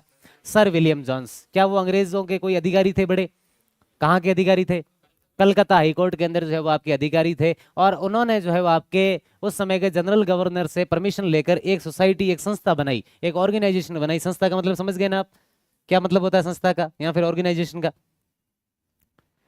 क्या मतलब होता है इसका? संस्था या ऑर्गेनाइजेशन क्या है भाई? जैसे सर विलियम जॉन्स खुद प्रयास करते, अकेला आदमी, इसका मतलब वो कितनी देर तक जो है वो आपके मेहनत करता? नहीं हो पाता। तो एक संगठन होगा, वो सब मिलके ही तो काम कर सकते हैं। और संगठन इसलिए बनाया जा सकता है कि जिससे और ज्यादा लोगों को संगठन से जोड़ा जा सकता है। लोग संगठन से जुड़ जाते हैं, व्यक्ति से नहीं जुड़ते। इसलिए जो है आपके लोगों को अंदर देखना है कि वो किसी एक नेता के ज्यादा फैन नहीं है, वो किसके हैं? आपके पार्टी के हैं। किसके हैं? इसीलिए संगठन बनाए जाते हैं। समझ में आ गई इस बात से आपको? इसलिए आपके संगठनों का निर्माण किया गया था, ये भी इसीलिए बनाया गया था। और दुनिया के तमाम संगठन सिर्फ इस बात के लिए बनाए गए हैं कि ज्यादा से ज्यादा लोग जो है उनकी विचारधारा से जुड़े। तो कि भाई जो भी लोगों का ऐसा मानना होगा कि भारत के इतिहास के अंदर हमें रुचि है, वो अपने आप आकर इस संगठन से जो है वो आपके जुड़ेंगे। तो इन्होंने एक आपके संगठन बनाया जिसका क्या नाम था? Asiatic society. कब बनाया गया? 1784 के अंदर। ये संगठन जो है वो क्या करेगा? भारत के इतिहास के बारे में थोड़ी बहुत जानकारी जुटाएगा, भारत की संस्कृति के बारे में जो है थोड़ी बहुत जानकारी जुटाएगा। और इन्होंने बहुत सारे काम किए। जैसे सर विलियम जॉन्स ने 2 किताबों का ट्रांसलेशन किया था। कौन कौन सी? मनुस्मृति का और कालिदास का एक नाटक था अभिज्ञान शाकुंतलम। इनके एक सहयोगी थे जिनका नाम है विल्किंसन। इन्होंने विल्किंसन ने गीता का भी क्या किया? ट्रांसलेशन किया। गुप्त काल के अंदर जो लिखी जाने वाली स्क्रिप्ट थी, जो लिपि थी, उसका क्या नाम है?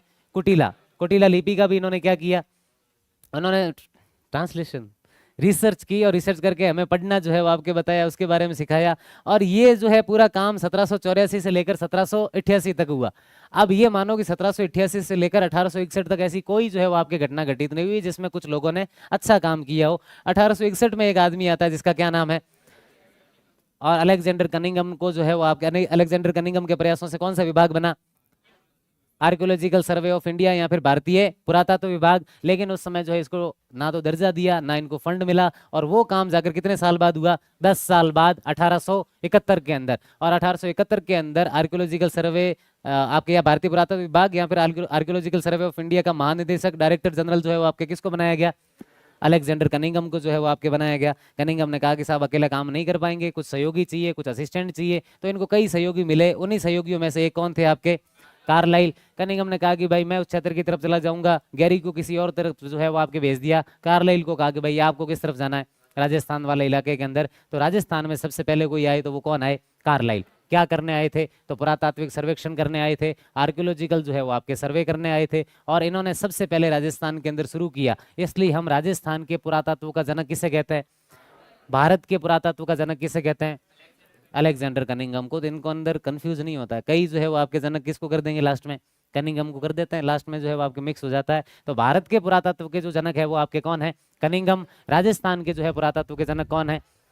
तो राजस्थान में सबसे पहले कोई आदमी आया जिसका नाम था आर्चिबाल्ड कैंपबेल कार्लाइल। और कार्लाइल ने आकर राजस्थान के अंदर उन तमाम जगहों के ऊपर जो है वो आपके घूमना शुरू कर दिया। और अब वो कौन सी जगहों पर घूमेगा?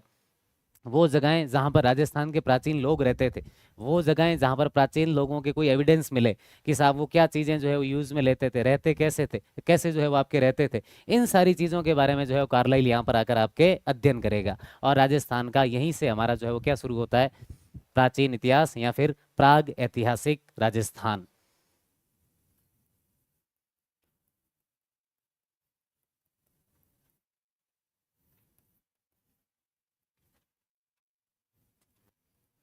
ये जो प्राग ऐतिहासिक राजस्थान है, इसका मतलब मैंने आपको समझा दिया कि प्राग ऐतिहासिक राजस्थान का मतलब क्या हुआ। यानी राजस्थान का वो इतिहास जो सबसे पहले शुरू हो रहा है। समझ में आ गया था? ये फर्स्ट टाइम है। इससे पहले हमें कुछ भी नहीं पता है। जहां से हमें पता है वही जो है वो आपके टाइम पीरियड का है, उस काल का हमने नाम क्या रखा है? प्राग इतिहास जो है वो रखा है। और प्राग इतिहास का जो फर्स्ट स्टेज है या फिर जो पहला चरण है उसका नाम है पाषाण काल। क्या नाम है? Stone age. है ना। प्री हिस्टोरिक एरा कही कोई फर्स्ट स्टेज है तो वो आपके कौन है, पाषाण काल है या फिर स्टोन एज है ना।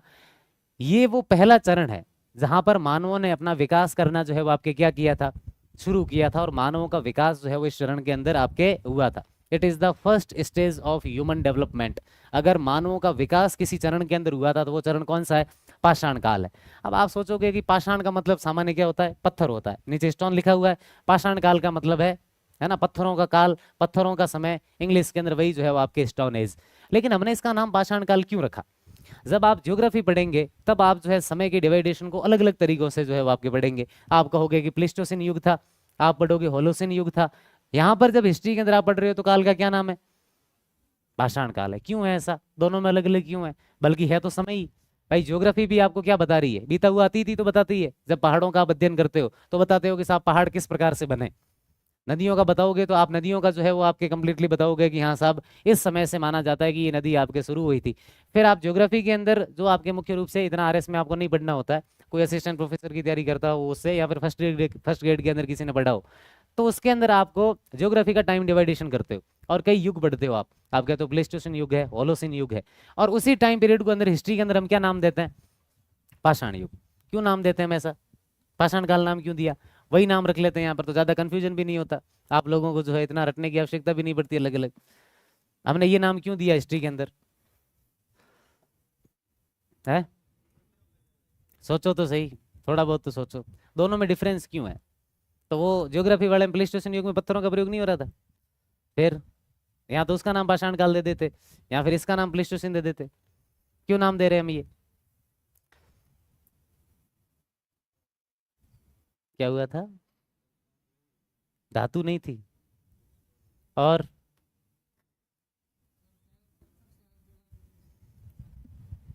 कोई सोचो तो सही कम से कम है। आधे तो पीछे सो रहे हैं कि पता नहीं क्या चल रहा है आगे। नींद भी उड़ाओ थोड़ी सी, जागो ग्राहक। कितने दिए हैं, याद आ रहा है कि नहीं आ रहा है, या एक दिन हो गए भूल गए हैं, 69। तो वो तो ज्योग्राफी वाले प्लेस्टोसिन युग में भी तो वही था ना, मैं कह रहा हूँ ना, उस समय लोग पत्थरों का प्रयोग नहीं कर रहे थे क्या, तो फिर लास्ट में हमें नाम जो है वो अलग अलग क्यों देने पड़ रहे हैं। अरे सामान्य सी बात है, कौन सी सब्जेक्ट पढ़ रहे हो, हिस्ट्री के अंदर किसकी हिस्ट्री पढ़ रहे हो, हमारी पढ़ रहे हो या किसी भेड़ बकरी की पढ़ रहे हो, खुद ही की तो पढ़ रहे हैं हम, ह्यूमन हिस्ट्री तो पढ़ रहे हैं हम, मानवों का ही तो इतिहास पढ़ रहे हैं। तो जब मानवों का इतिहास पढ़ेंगे तो उसी चीज का जो है वो आपके सबसे ज्यादा महत्व होगा, जो मानव के जीवन में सबसे ज्यादा जरूरी होगी। ज्योग्राफी के अंदर आप किसका जो है वो आपके पढ़ते हो, क्या कॉन्सेप्ट पढ़ते हो उसके अंदर जितनी भी ज्योग्राफिकल आपके डायमेंशन होगी, कंडीशन होगी, उस नाम पर आप रखोगे। ज्योग्राफी के अंदर आप पृथ्वी के बारे में पढ़ेंगे, पृथ्वी के समय के बारे में पढ़ेंगे, पहाड़ कैसे बने वो पढ़ेंगे, वहां पर मानव का क्या लेने देना, इसलिए उस काल का नाम आपको अलग मिलेंगे। हिस्ट्री के अंदर हम मानवों का इतिहास पढ़ रहे हैं, और मानवों के जीवन में जो चीज सबसे ज्यादा जरूरी थी उस टाइम पीरियड का नाम हम उस पर रखेंगे। पाषाण काल का मतलब ये है कि उस समय के मानव के जीवन में सबसे ज्यादा कोई जरूरी चीज थी तो वो कौन सी थी, सबसे ज्यादा जरूरी चीज थी तो कौन सी थी, पत्थर थे। पाषाण काल का मतलब यह है कि पाषाण काल जब समय था उस समय के मानव के जीवन में अगर सबसे कोई इंपॉर्टेंट चीज थी तो वो कौन सी थी, पत्थर थे, आपके पाषाण थे, स्टोन थे। इसलिए हम उस पूरे टाइम पीरियड का हमने नाम क्या रखा है, आपके पाषाण काल जो है वो आपके रखा है। और मैंने इस बात के अंदर आपसे कहा कि it is the first stage of human development, यानी इसके अंदर मानवों का क्या हुआ है, विकास हुआ है ना। इसके अंदर मानवों का जो है वो आपके कंप्लीटली डेवलपमेंट हुआ है। किस प्रकार का डेवलपमेंट, फिर वही कहानी हमने सुना कि हम पहले क्या थे, बंदर थे, बंदर से आज हम इस शेप के अंदर आए हैं, पूंछ चली गई, सर के शरीर के ऊपर भालू की तरह जो है सबके बाल हुआ करते थे, है ना, वो आपके दो चारों पैरों पर जो है वो चला करते थे, ये हमारे पहले क्या थे, पैर थे, हाथ नहीं थे ऐसे, है ना। उसके बाद जो है वो आपके जाकर बने।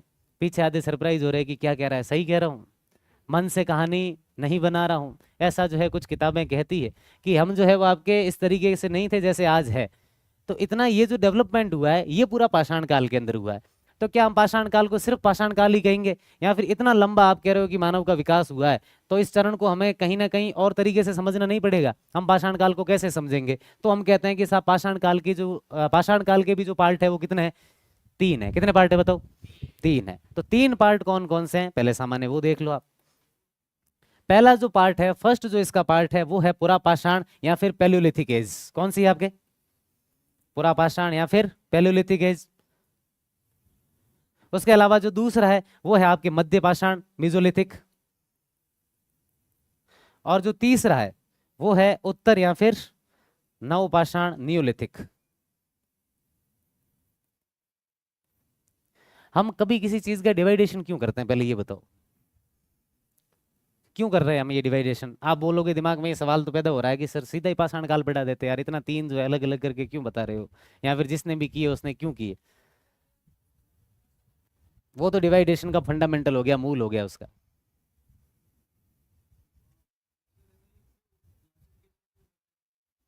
हाँ हाँ बताओ तो क्यों करते हैं? ठीक बात है। कहाँ चले सर? है अच्छा अच्छा, कोई बात नहीं। और कोई क्यों करते हैं हम डिवाइडेशन, क्यों कर रहे हैं? जैसे एक सीधा सीधा आप बोल दो कि मैं कह रहा हूँ कि आपको 1 से लेकर 100 तक जो है वो समझना है, तो सीधा 1 से लेकर 100 तक समझ लो। हम फिर इसके अंदर क्यों बांटेंगे कि मैं आपको कहूँगा नहीं 1 से 100 तक सीधा नहीं समझेंगे, हम पहले 1 से 20 तक समझेंगे, उसके बाद 20 से लेकर 40 तक समझेंगे, उसके बाद 40 से लेकर 60 तक समझेंगे, फिर 80 से लेकर 100 तक समझेंगे। सीधे सीधे ही समझ लेते हैं 1 से 100 तक, अलग करके जो है समझने की क्या आवश्यकता है?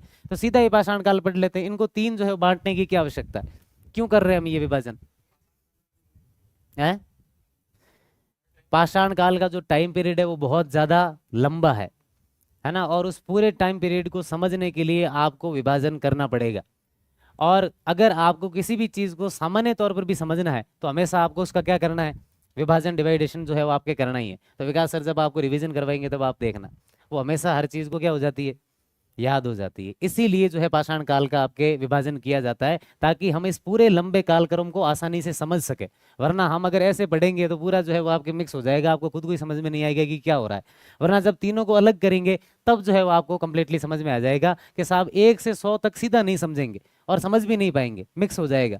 लेकिन हम पहले आपके जो है 1 से 20 तक का जो चरण है उसको समझेंगे, फिर हमें पता चलेगा कि 20 के बाद 21 आया, फिर हम जो है वो आपके 20 से लेकर 40 तक समझेंगे, आराम से जो है वो आपको 1 से 100 तक कंप्लीटली समझ में आ जाएगा। समझ में आ गई आपको बात? कभी भी हम किसी का डिवाइडेशन करते हैं तो वो इस वजह से करते हैं ताकि चीज़ों को समझने के अंदर क्या हो जाए, आसानी हो जाए, उसका हम विश्लेषण जो है वो आपके बहुत अच्छे से कर सके, उसका एनालिसिस जो है वो बहुत अच्छे से कर सके।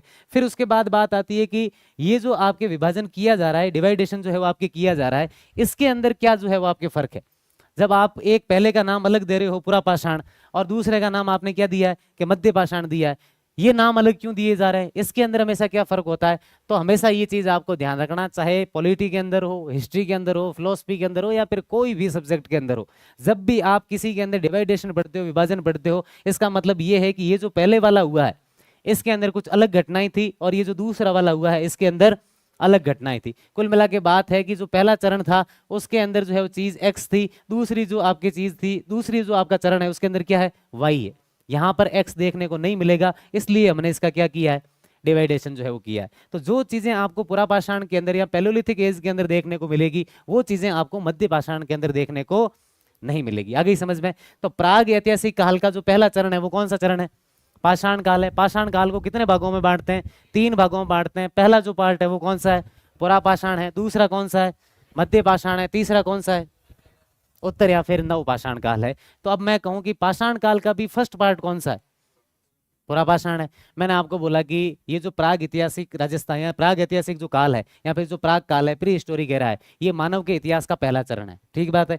अब मैं प्राग इतिहास को छोड़ूं तो उसके अलावा आप कहोगे कि यार प्राग ऐतिहासिक काल का भी पहला चरण कौन सा है, पाषाण काल। तो आप कहोगे कि मानव इतिहास का पहला चरण कौन सा है, पाषाण काल है। अब मैं आपसे पूछूं कि पाषाण काल को भी छोड़ो, मानव इतिहास का पहला चरण कौन सा है, पूरा पाषाण काल है। आगे समझ में? ये आपके बड़ी जो है वो डायमेंशन है जिसके अंदर आप समझते हो कि प्राग ऐतिहासिक जो है, प्राग काल जो है वो हमारा सबसे पहला काल है। प्राग काल को भी तो हमने जो है वो आपके पहला चरण दिया है, पहले चरण का क्या नाम है, पाषाण काल है। तो अगे साहब हमारा पाषाण काल भी हो गया, ये आपके हो गया, लेकिन ये इसके अंदर आता है। पाषाण काल के अंदर भी पहला पार्ट कौन सा है, पूरा पाषाण है। तो ये वो वास्तविक समय जहां से हमारा इतिहास क्या होता है, शुरू होता है। हमें जहाँ से हमारा इतिहास मिलता है, जितनी भी जानकारियाँ हम जुटा पाए हैं, वास्तविक अर्थों के अंदर अभी तक हमें कुछ भी जो है वो आपके पता नहीं चला है कि हमारा इतिहास क्या है, हमारी हिस्ट्री क्या है। अब तक हमें ऐसा कुछ भी जो है वो आपके जानने को नहीं मिला है। लेकिन जितना हम समझ पाए, जितना हम जो है वो आपके अध्ययन कर पाए, आज तक के बड़े विद्वानों ने जितनी भी चीज़ें जो है वो आपके की है, वो आपका जो काल है वो कौन सा है, पूरा पाषाण, जहाँ से हमें हमारी जो ह्यूमन हिस्ट्री है उसका क्या चलता है, पता जो है वो आपके चलता है। तो पहला काल हमारा टाइम पीरियड जो है वो कौन सा बताओ, पूरा पाषाण काल या फिर पैलियोलिथिक एज।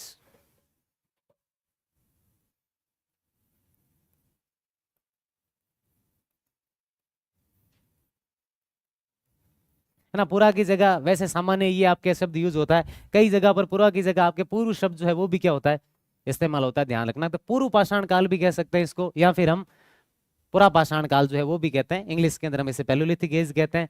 अब मैंने कहा कि मानव इतिहास का पहला चरण बड़ी कंडीशन में देखें तो प्राग काल है, उसके अंदर भी जाकर देखें तो पाषाण काल है। पाषाण काल के भी कितने पार्ट थे, 3 पार्ट थे। पहला पार्ट कौन सा है, पूरा पाषाण है, दूसरा कौन सा है, मध्य पाषाण है, तीसरा कौन सा है, उत्तर या नव पाषाण है। तो उसमें भी हमारा जो फर्स्ट पार्ट है वो है आपका पूरा पाषाण काल। क्या था इस काल के अंदर और क्या क्या हमें इसके अंदर जो है वो आपके इंफॉर्मेशन मिलती है। आज हम जो आपके मानवों के, जानवरों के अंदर जो हमारी प्रजाति है वो कौन सी है, होमो सैपियंस है। कौन सी है आपके, होमो सैपियंस है। तो क्या ये होमो सैपियंस कहीं और से बना था, या फिर यही फाइनल और फर्स्ट स्टेज थी कि भाई होमो सैपियंस पैदा ही ऐसे हुए थे और आज भी ऐसे ही है। जैसे कोई एक जानवर ले लो कि वो जानवर जब पैदा हुआ था तब भी वैसा ही था और आज भी वैसा ही है, उसके अंदर कोई ट्रांसफॉर्मेशन जो है वो आपके, शेर जब आपके सबसे पहले पृथ्वी पर उसका जब भी ओरिजिन हुआ होगा वो तब भी वैसा ही था और आज भी वैसा ही है, उसके अंदर कोई ज्यादा फर्क देखने को नहीं मिलता। ना तो उसने 2 पैरों पर चलना शुरू किया या फिर ना जो है वो आपके उड़ सकता है, कोई उसके अंदर उसने खुद का जो है वो आपके बदलाव नहीं किया। लेकिन हम जैसे थे वैसे नहीं है, हमने खुद के अंदर बहुत ज्यादा आपके क्या किया है, बदलाव किया है। और हमारी जितनी प्रजातियां चेंज हुई है उसकी कोई सीमा तक नहीं है। हम जो आज इस स्टेज के अंदर आए हैं, हम आज पृथ्वी के ऊपर बैठकर मानव बड़ा गर्व करता है। हालांकि आप लोग जो है थोड़े समय बाद ये सोचना शुरू करोगे जब आपको पता चलेगा कि ऐसी भी कंडीशन है ना। आपसे भी ज्यादा दिमाग का इस्तेमाल करने वाले लोग इस पृथ्वी के ऊपर मौजूद है। आपको लगता है कि मानव सारे जानवरों में सबसे ज्यादा जो है दिमाग का इस्तेमाल करता है, तो ऐसी कोई बात नहीं है। समंदर के अंदर घूमने वाली डॉल्फिन मनुष्य के सामान्य दिमाग से ज्यादा दिमाग जो है वो आपके इस्तेमाल करती है। तो मानव जो है उसने पृथ्वी के अंदर खुद को इस तरीके से स्थापित किया है कि आज कंप्लीटली जो पृथ्वी की सत्ता है वो किसके पास है, मनुष्यों के पास है। मनुष्य अपने हिसाब से सारी चीजें कंट्रोल कर रहे हैं। घर भी बने हुए हैं तो किसके, मनुष्य के। हमने जानवरों को कहाँ पर भेज दिया, जंगलों में। मन हुआ तो हमने पेड़ों को काट दिया, मन हुआ तो जो है हमने आपके ब्रिज बना दिया। किससे परमिशन ली, आपने क्या राह चलते किसी भेड़ से परमिशन ली कि साहब मैं यहाँ पर ब्रिज बनाना चाहता हूँ कि बनाऊँ कि नहीं बनाऊँ? आपने किसी शेर से पूछा था, नहीं पूछा। आपने पिंजरों के अंदर कई पक्षियों को आपने कैद कर दिया क्योंकि वो आपको क्या लगता है, अच्छा लगता है, तो घर के अंदर जो है आपने उसको टांग दिया। कुल मिला के बात यह है कि पृथ्वी की जो सत्ता है, जो पृथ्वी की पावर है, अर्थ पावर किसके पास है, तो क्या साहब मनुष्यों के पास है। वो जो है वो आपके ह्यूमन के पास है। और ह्यूमन ने ये पावर कोई 1-2 आपके जो है 4 साल के अंदर या 100-200 साल या 1000 साल के अंदर प्राप्त नहीं किए। इसके अंदर बड़ा जो है वो आपके लंबा समय काल लगा है। हम होमो सैपियंस है, और होमो सैपियंस की सबसे पुरानी पीढ़ी तक अगर हम पहुंचेंगे कि जो सबसे पहली हमारी स्टेज थी वहां पर जो थे वो कौन थे, तो साहब हमें एक नाम देखने को मिलता है और वो मिलता है ऑस्ट्रोपिथेकस। क्या नाम मिलता है, ऑस्ट्रोपिथेकस। जैसे आज जो है वो आपके एक आप देश पढ़ते हो ऑस्ट्रेलिया,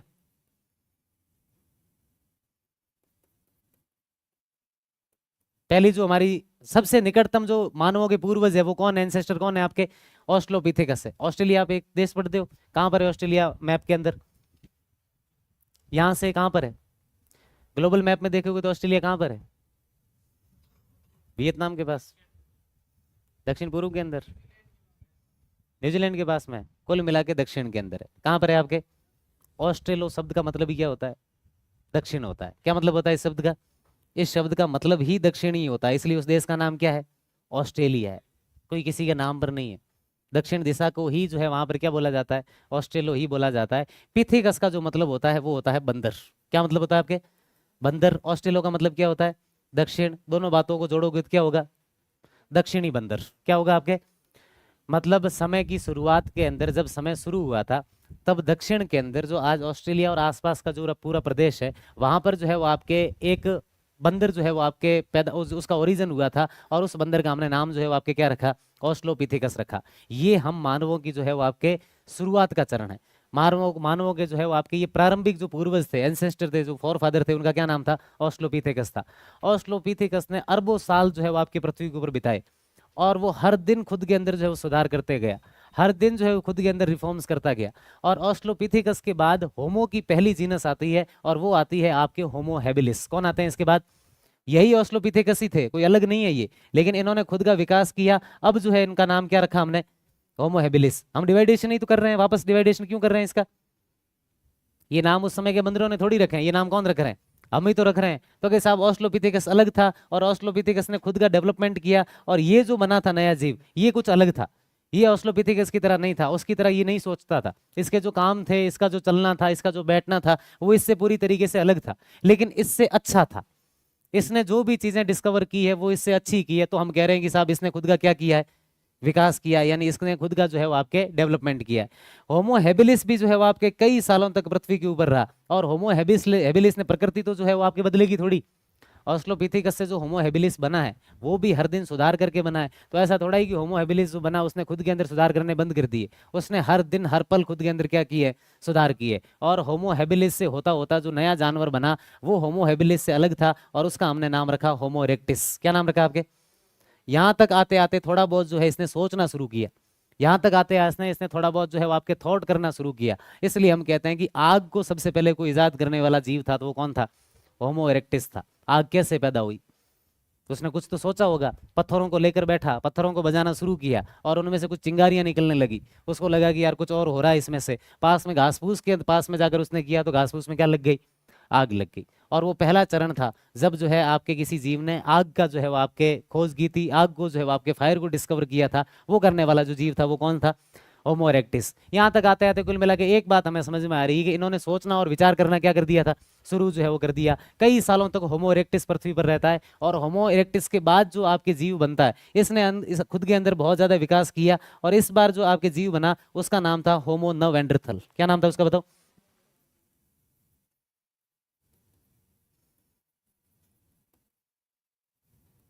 और ये जो जीव था इसने जो है वो आपके दोनों हाथ खड़े कर दिए। इसने कहा कि साहब चारों पर नहीं चलेंगे, अब कितने पे चलेंगे? दोनों पे चलेंगे। ये जो ऑस्ट्रोपिथेकस था इसका कहा जाता है कि बंदर का चेहरा बहुत ज्यादा बड़ा था, दिखता हम मानवों की तरह ही था, है ना, ज्यादा डिफरेंस नहीं है। इतना आप सोचो कि कंप्लीटली ट्रांसफॉर्मेशन हो गया था। हुआ तो वैसे पूंछ वगैरह वो सारी उनकी थी, समय के साथ जो है वो आपके धीरे धीरे हटती गई। क्योंकि जैसे भगवान बुद्ध को जब आप पढ़ोगे इंडियन हिस्ट्री के अंदर तो वो एक बात कहकर गए थे कि जैसा आप सोचते हैं वैसे ही आप बन जाते हैं। मानवों के साथ यही घटना जो है हुई है शुरुआत से लेकर लास्ट तक। ऑस्ट्रोपिथेकस कंप्लीटली जानवर की तरह था, बड़ा उसका चेहरा था, लंबी उसकी पूंछ थी, चार पैरों पर जो है वो आपके चला करता था। लेकिन क्यों क्या पता कि उसके दिमाग के अंदर ये बात जो है वो आनी शुरू हुई कि यार ये इस तरीके से तो मैं अच्छा नहीं लग रहा हूँ, मुझे खुद के अंदर क्या करने चाहिए? चेंजेस। वो हर दिन ही अपने मन के अंदर सोचता गया, विचार करता गया, विचार करता गया, विचार करता गया। कई साल बीत गए और खुद के अंदर कुछ जो है वो आपके डेवलपमेंट हुआ। तो हमने जो है नया जो जीव हुआ जो ऑस्ट्रोपिथेकस से अलग था और हमने उसका नाम क्या रख दिया? Homo habilis. जैसे आप बचपन के अंदर जैसे ही पैदा होते हो तो पैदा होते ही आपका नाम घर के अंदर क्या होता है? पैदा होते ही आपका नाम क्या होता है? अलग होता है। फिर पंडित जी आते हैं, वो आपका नाम क्या रखते हैं?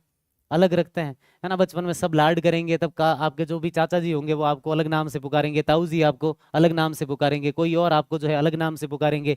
धीरे धीरे आप पढ़ाई करने आते हो, नौकरी लगते हो, नौकरी लगने के तुरंत बाद आपके वही पिताजी भी आपका नाम जी लगा कर बोलेंगे, आपके चाचा जी भी आपके नाम के पीछे जी लगा कर बोलेंगे। मतलब आपके नाम के अंदर क्या हो रहा है? बदलाव हो रहा है। ये दे कौन रहे हैं? पास के लोग ही तो दे रहे हैं। आपने खुद के अंदर क्या किया था? विकास किया था। समझ में आई कि नहीं आई बात? मैं यही कहना चाह रहा हूँ कि यहाँ पर ऑस्ट्रोपिथेकस ने खुद के अंदर आपके विकास किया और एक जो है वो आपके जीव बना, हमने उसका नाम होमो हैबिलिस रखा। होमो हैबिलिस ने खुद के अंदर जो है आपके विकास किया और करोड़ों साल बाद नया एक जीव बना, उसका हमने नाम क्या रखा? होमो इरेक्टिस। होमो इरेक्टिस ने खुद के अंदर जो है वो आपके विकास किया और एक जो नया जीव बना वो कौन सा बना? होमो नेएंडरथल बना। और ये होमो नेएंडरथल जो है वो जस्ट हमसे पुरानी प्रजाति है। होमो सैपियंस से जस्ट पहले की जो हमारी प्रजाति थी वो कौन सी थी? होमो नेएंडरथल थी। इसने जो है वो आपके हाथ कंप्लीटली जो है वो खड़े कर दिए। इसने कहा दो पैरों पर ही चलेंगे। यहाँ तक आते आते पूरी पूंछ जो है वो क्या हो चुकी थी? खत्म हो चुकी थी। शरीर के जो केश थे, जो बाल थे, वो भी पूरी तरीके से शरीर से जो है वो आपके बॉडी से क्या हो चुके थे? खत्म हो चुके थे। और कई सालों बाद नेएंडरथल पृथ्वी के ऊपर रहता है और जो नया जीव बनता है नेएंडरथल के बाद उसका जो है वो आपके नाम क्या है? Homo sapiens. क्या नाम है उसका? अब होमो सैपियंस इन सब से अलग है। इन सब के अंदर एक सिमिलरिटी है, लेकिन होमो सैपियंस इन सब से अलग है। क्यों है अलग? क्यों अलग है? कुछ एक इनके अंदर सिमिलरिटी है, हालांकि इन्होंने खुद के अंदर डेवलपमेंट किया है ना, जो इसके अंदर था वो इसके अंदर नहीं है, और इसने जो खुद के अंदर विकास किया वो इसके अंदर कभी था भी नहीं। ये सेम नीचे तक की कहानी है, लेकिन इन सब के अंदर एक सिमिलरिटी है, और वो आपके होमोसेपियंस से अलग बनाती है होमोसेपियंस को, कि वो पुरानी प्रजातियों से अलग क्यों था, तो सिर्फ एक बात थी, सोच और विचार करना। होमोसेपियंस ने खुद को दिमाग के स्तर पर इतना मजबूत किया कि वो हर चीज के बारे में सोच सकता था, हर चीज के बारे में वो आपके विचार कर सकता था। यहाँ तक आते आते नवएंडरथल ने ठीक ठाक सोचना शुरू किया, लेकिन उस तरीके से कर नहीं पाया, कोशिश कर रहा था। सामान्य कुत्ता भी तो दिमाग लगाता है, आप देखते हो ना, आप जैसी गाड़ी लेकर जाओगे तो कुत्ता सड़क पर खड़ा थोड़ी रहता है, तुरंत जो है सड़क से हट जाता है, तो दिमाग ही तो लगा रहा है, तभी तो सड़क से आपके हटा है। वरना भेड़ के साथ में जाओ आप, देखिए सड़क के ऊपर कब जो है आपके हटेगी सड़क से, नहीं हटेगी सड़क से, क्योंकि दिमाग का इस्तेमाल नहीं हो रहा है। इतना सामान्य इस्तेमाल जो है आपके हो रहा था, बस इससे ज्यादा जो है वो आपके इस्तेमाल नहीं हो रहा था। और होमोसेपियंस जब बना तो उसने बिल्कुल एग्जैक्टली वैसे जो है आपके सोचना शुरू किया जैसा आज कौन सोचते हैं, हम सोचते हैं, और एक नया जीव बना, वो कौन सा बना, आपके होमोसेपियंस। आपने जो ये पूरा पाषाण पढ़ा है, ये पूरा का पूरा पाषाण जो है वो आपके किसका काल है, इन लोगों का काल है, जिसके अंदर होमोसेपियंस का कोई अस्तित्व नहीं है, कोई इनका एग्जिस्टेंस नहीं है। अब मैं आपसे कह रहा हूं कि हो इस पूरा पाषाण के अंदर जो ये लोग हैं, ये जितना भी, ये जो भी जानवर था, इसके अंदर सोचने और विचार करने की क्षमता नहीं थी। आरपीसी क्या सवाल पूछती है आपको पता है इसमें से? अभी ट्रेंड चेंज के हिसाब से आपसे ये पूछेगी पूरा पाषाण के अंदर घर कैसे थे, पूरा पाषाण के जो है वो आपके मानव कैसा जो है वो आपके रहता था, वो जो है किन चीज़ों का प्रयोग करता था, ये सारे क्वेश्चन है, और हट के जाते हो आप। मैं कह रहा हूं कि यहाँ पर होमोसेपियंस था ही नहीं। कौन था वो जीव जो सोच और विचार, तो वो चीजें जो सोच और विचार करने से होती है वो यहाँ पर होगी ही नहीं। घर कौन बनाएगा? जो आदमी सोचेगा विचार करेगा, यार कितने एक दिन तक जंगलों में रहेंगे, खुद का क्या बना देना चाहिए, घर बना देना चाहिए, तो क्या यहाँ के लोग घर बनाएंगे? कहाँ पर रहेंगे? जहां पर आज के जानवर रहते हैं जंगलों के अंदर रहेंगे। बारिश वगैरह आएगी तो जो है वो आपके पहाड़ों की कगारों में जाएंगे, पानी पीने के लिए नदियों के किनारों में जाएंगे, खाने के लिए मांस का जो है प्रयोग करेंगे, फल मिल गया तो उसका प्रयोग करेंगे, यही तो चीजें होगी आपके। अब इसके अंदर हट के क्या जाना है? क्या उस समय के लोग जो है गीत गाते थे? क्या उस समय के लोग डांस करते थे? क्या उन लोगों की कोई संस्कृति थी? क्या वो लोग किसी देवता की पूजा करते थे? क्या उनके जो है घर के अंदर बर्तन होते थे? क्या होते थे क्या बर्तन? बोलो एक बार, होते थे क्या? ऐसी कोई भी चीज नहीं होगी जो दिमाग लगा के बनाई जाती है। समझ में आ गई कि नहीं आ गई? अब आपको कुछ भी पूछे, बस इतना आपको ध्यान रखना है कि ऐसी कोई भी चीज जो है वो आपके यहाँ पर वो नहीं होगी जो दिमाग लगाकर की जा सकती है, जो हम आज दिमाग लगाकर करते हैं। यहाँ पर सारी वही चीजें होगी जो एक जानवर कर सकता है। उनके कोई जो है बर्तन आपके अच्छे नहीं थे, सामान्य जिन चीज़ों का वो प्रयोग करते थे वो बहुत भद्दे थे, खाने के अंदर वो मांस का प्रयोग करते थे। उन लोगों के कोई घर जो है वो आपके नहीं हुआ करते थे, उन लोगों की कोई कल्चर नहीं थी, उन लोगों के कोई देवता नहीं थे, उन लोगों का कोई धर्म नहीं था, वो लोग किसी प्रकार का संगीत नहीं गाते थे, वो लोग किसी प्रकार का डांस नहीं करते थे, क्योंकि उन लोगों के अंदर सोच और विचार करने की कोई भी क्षमता जो है वो आपके नहीं थी। ये तो सामान्य बात हो गई इन लोगों की।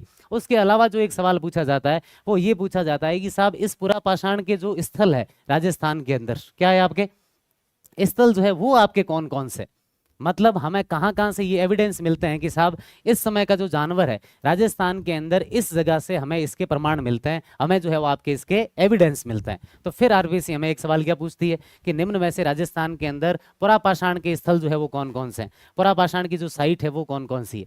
पहली बात ये ध्यान रखना, कई लोग बोलते हैं कि पुरापाषाण काल की सभ्यता है, पैलियोलिथिक एज की सिविलाइजेशन। क्या पुरापाषाण काल की सभ्यता हो सकती है? क्यों नहीं हो सकती? सभ्यता किन लोगों की होती है? आज आप सामान्य जो घर के अंदर बैठे होते हो, आप थोड़ी सी अलग हरकत करते हो तो घर वाले तुरंत बोलते हैं थोड़ा सभ्य बन के नहीं रह सकता। वेल सिविलाइज्ड लोग जो है, आप शब्द सुना होगा आपने कि भाई कैसा आदमी है कि वेल सिविलाइज्ड है ना, पूरी तरीके से सभ्य आदमी है। समझ में आ गई आपको बात? पूरा पाषाण की कभी सभ्यता ही नहीं होगी, क्योंकि वो आदमी ना तो सभ्य था, और जब वो सभ्य नहीं था तो वो अपनी जो भी बस्तियां बसाएगा, बस्तियां तो थी ही नहीं, घर थे ही नहीं, तो वो सभ्य कहाँ से हो जाएंगे? तो पूरा पाषाण के स्थल होंगे। इसके बाद के जो टाइम पीरियड होंगे उसके क्या होगी? सभ्यता होगी। समझ में आ गई आपको बात? इसके बाद का जो है अपन पढ़ेंगे कल। Have a very good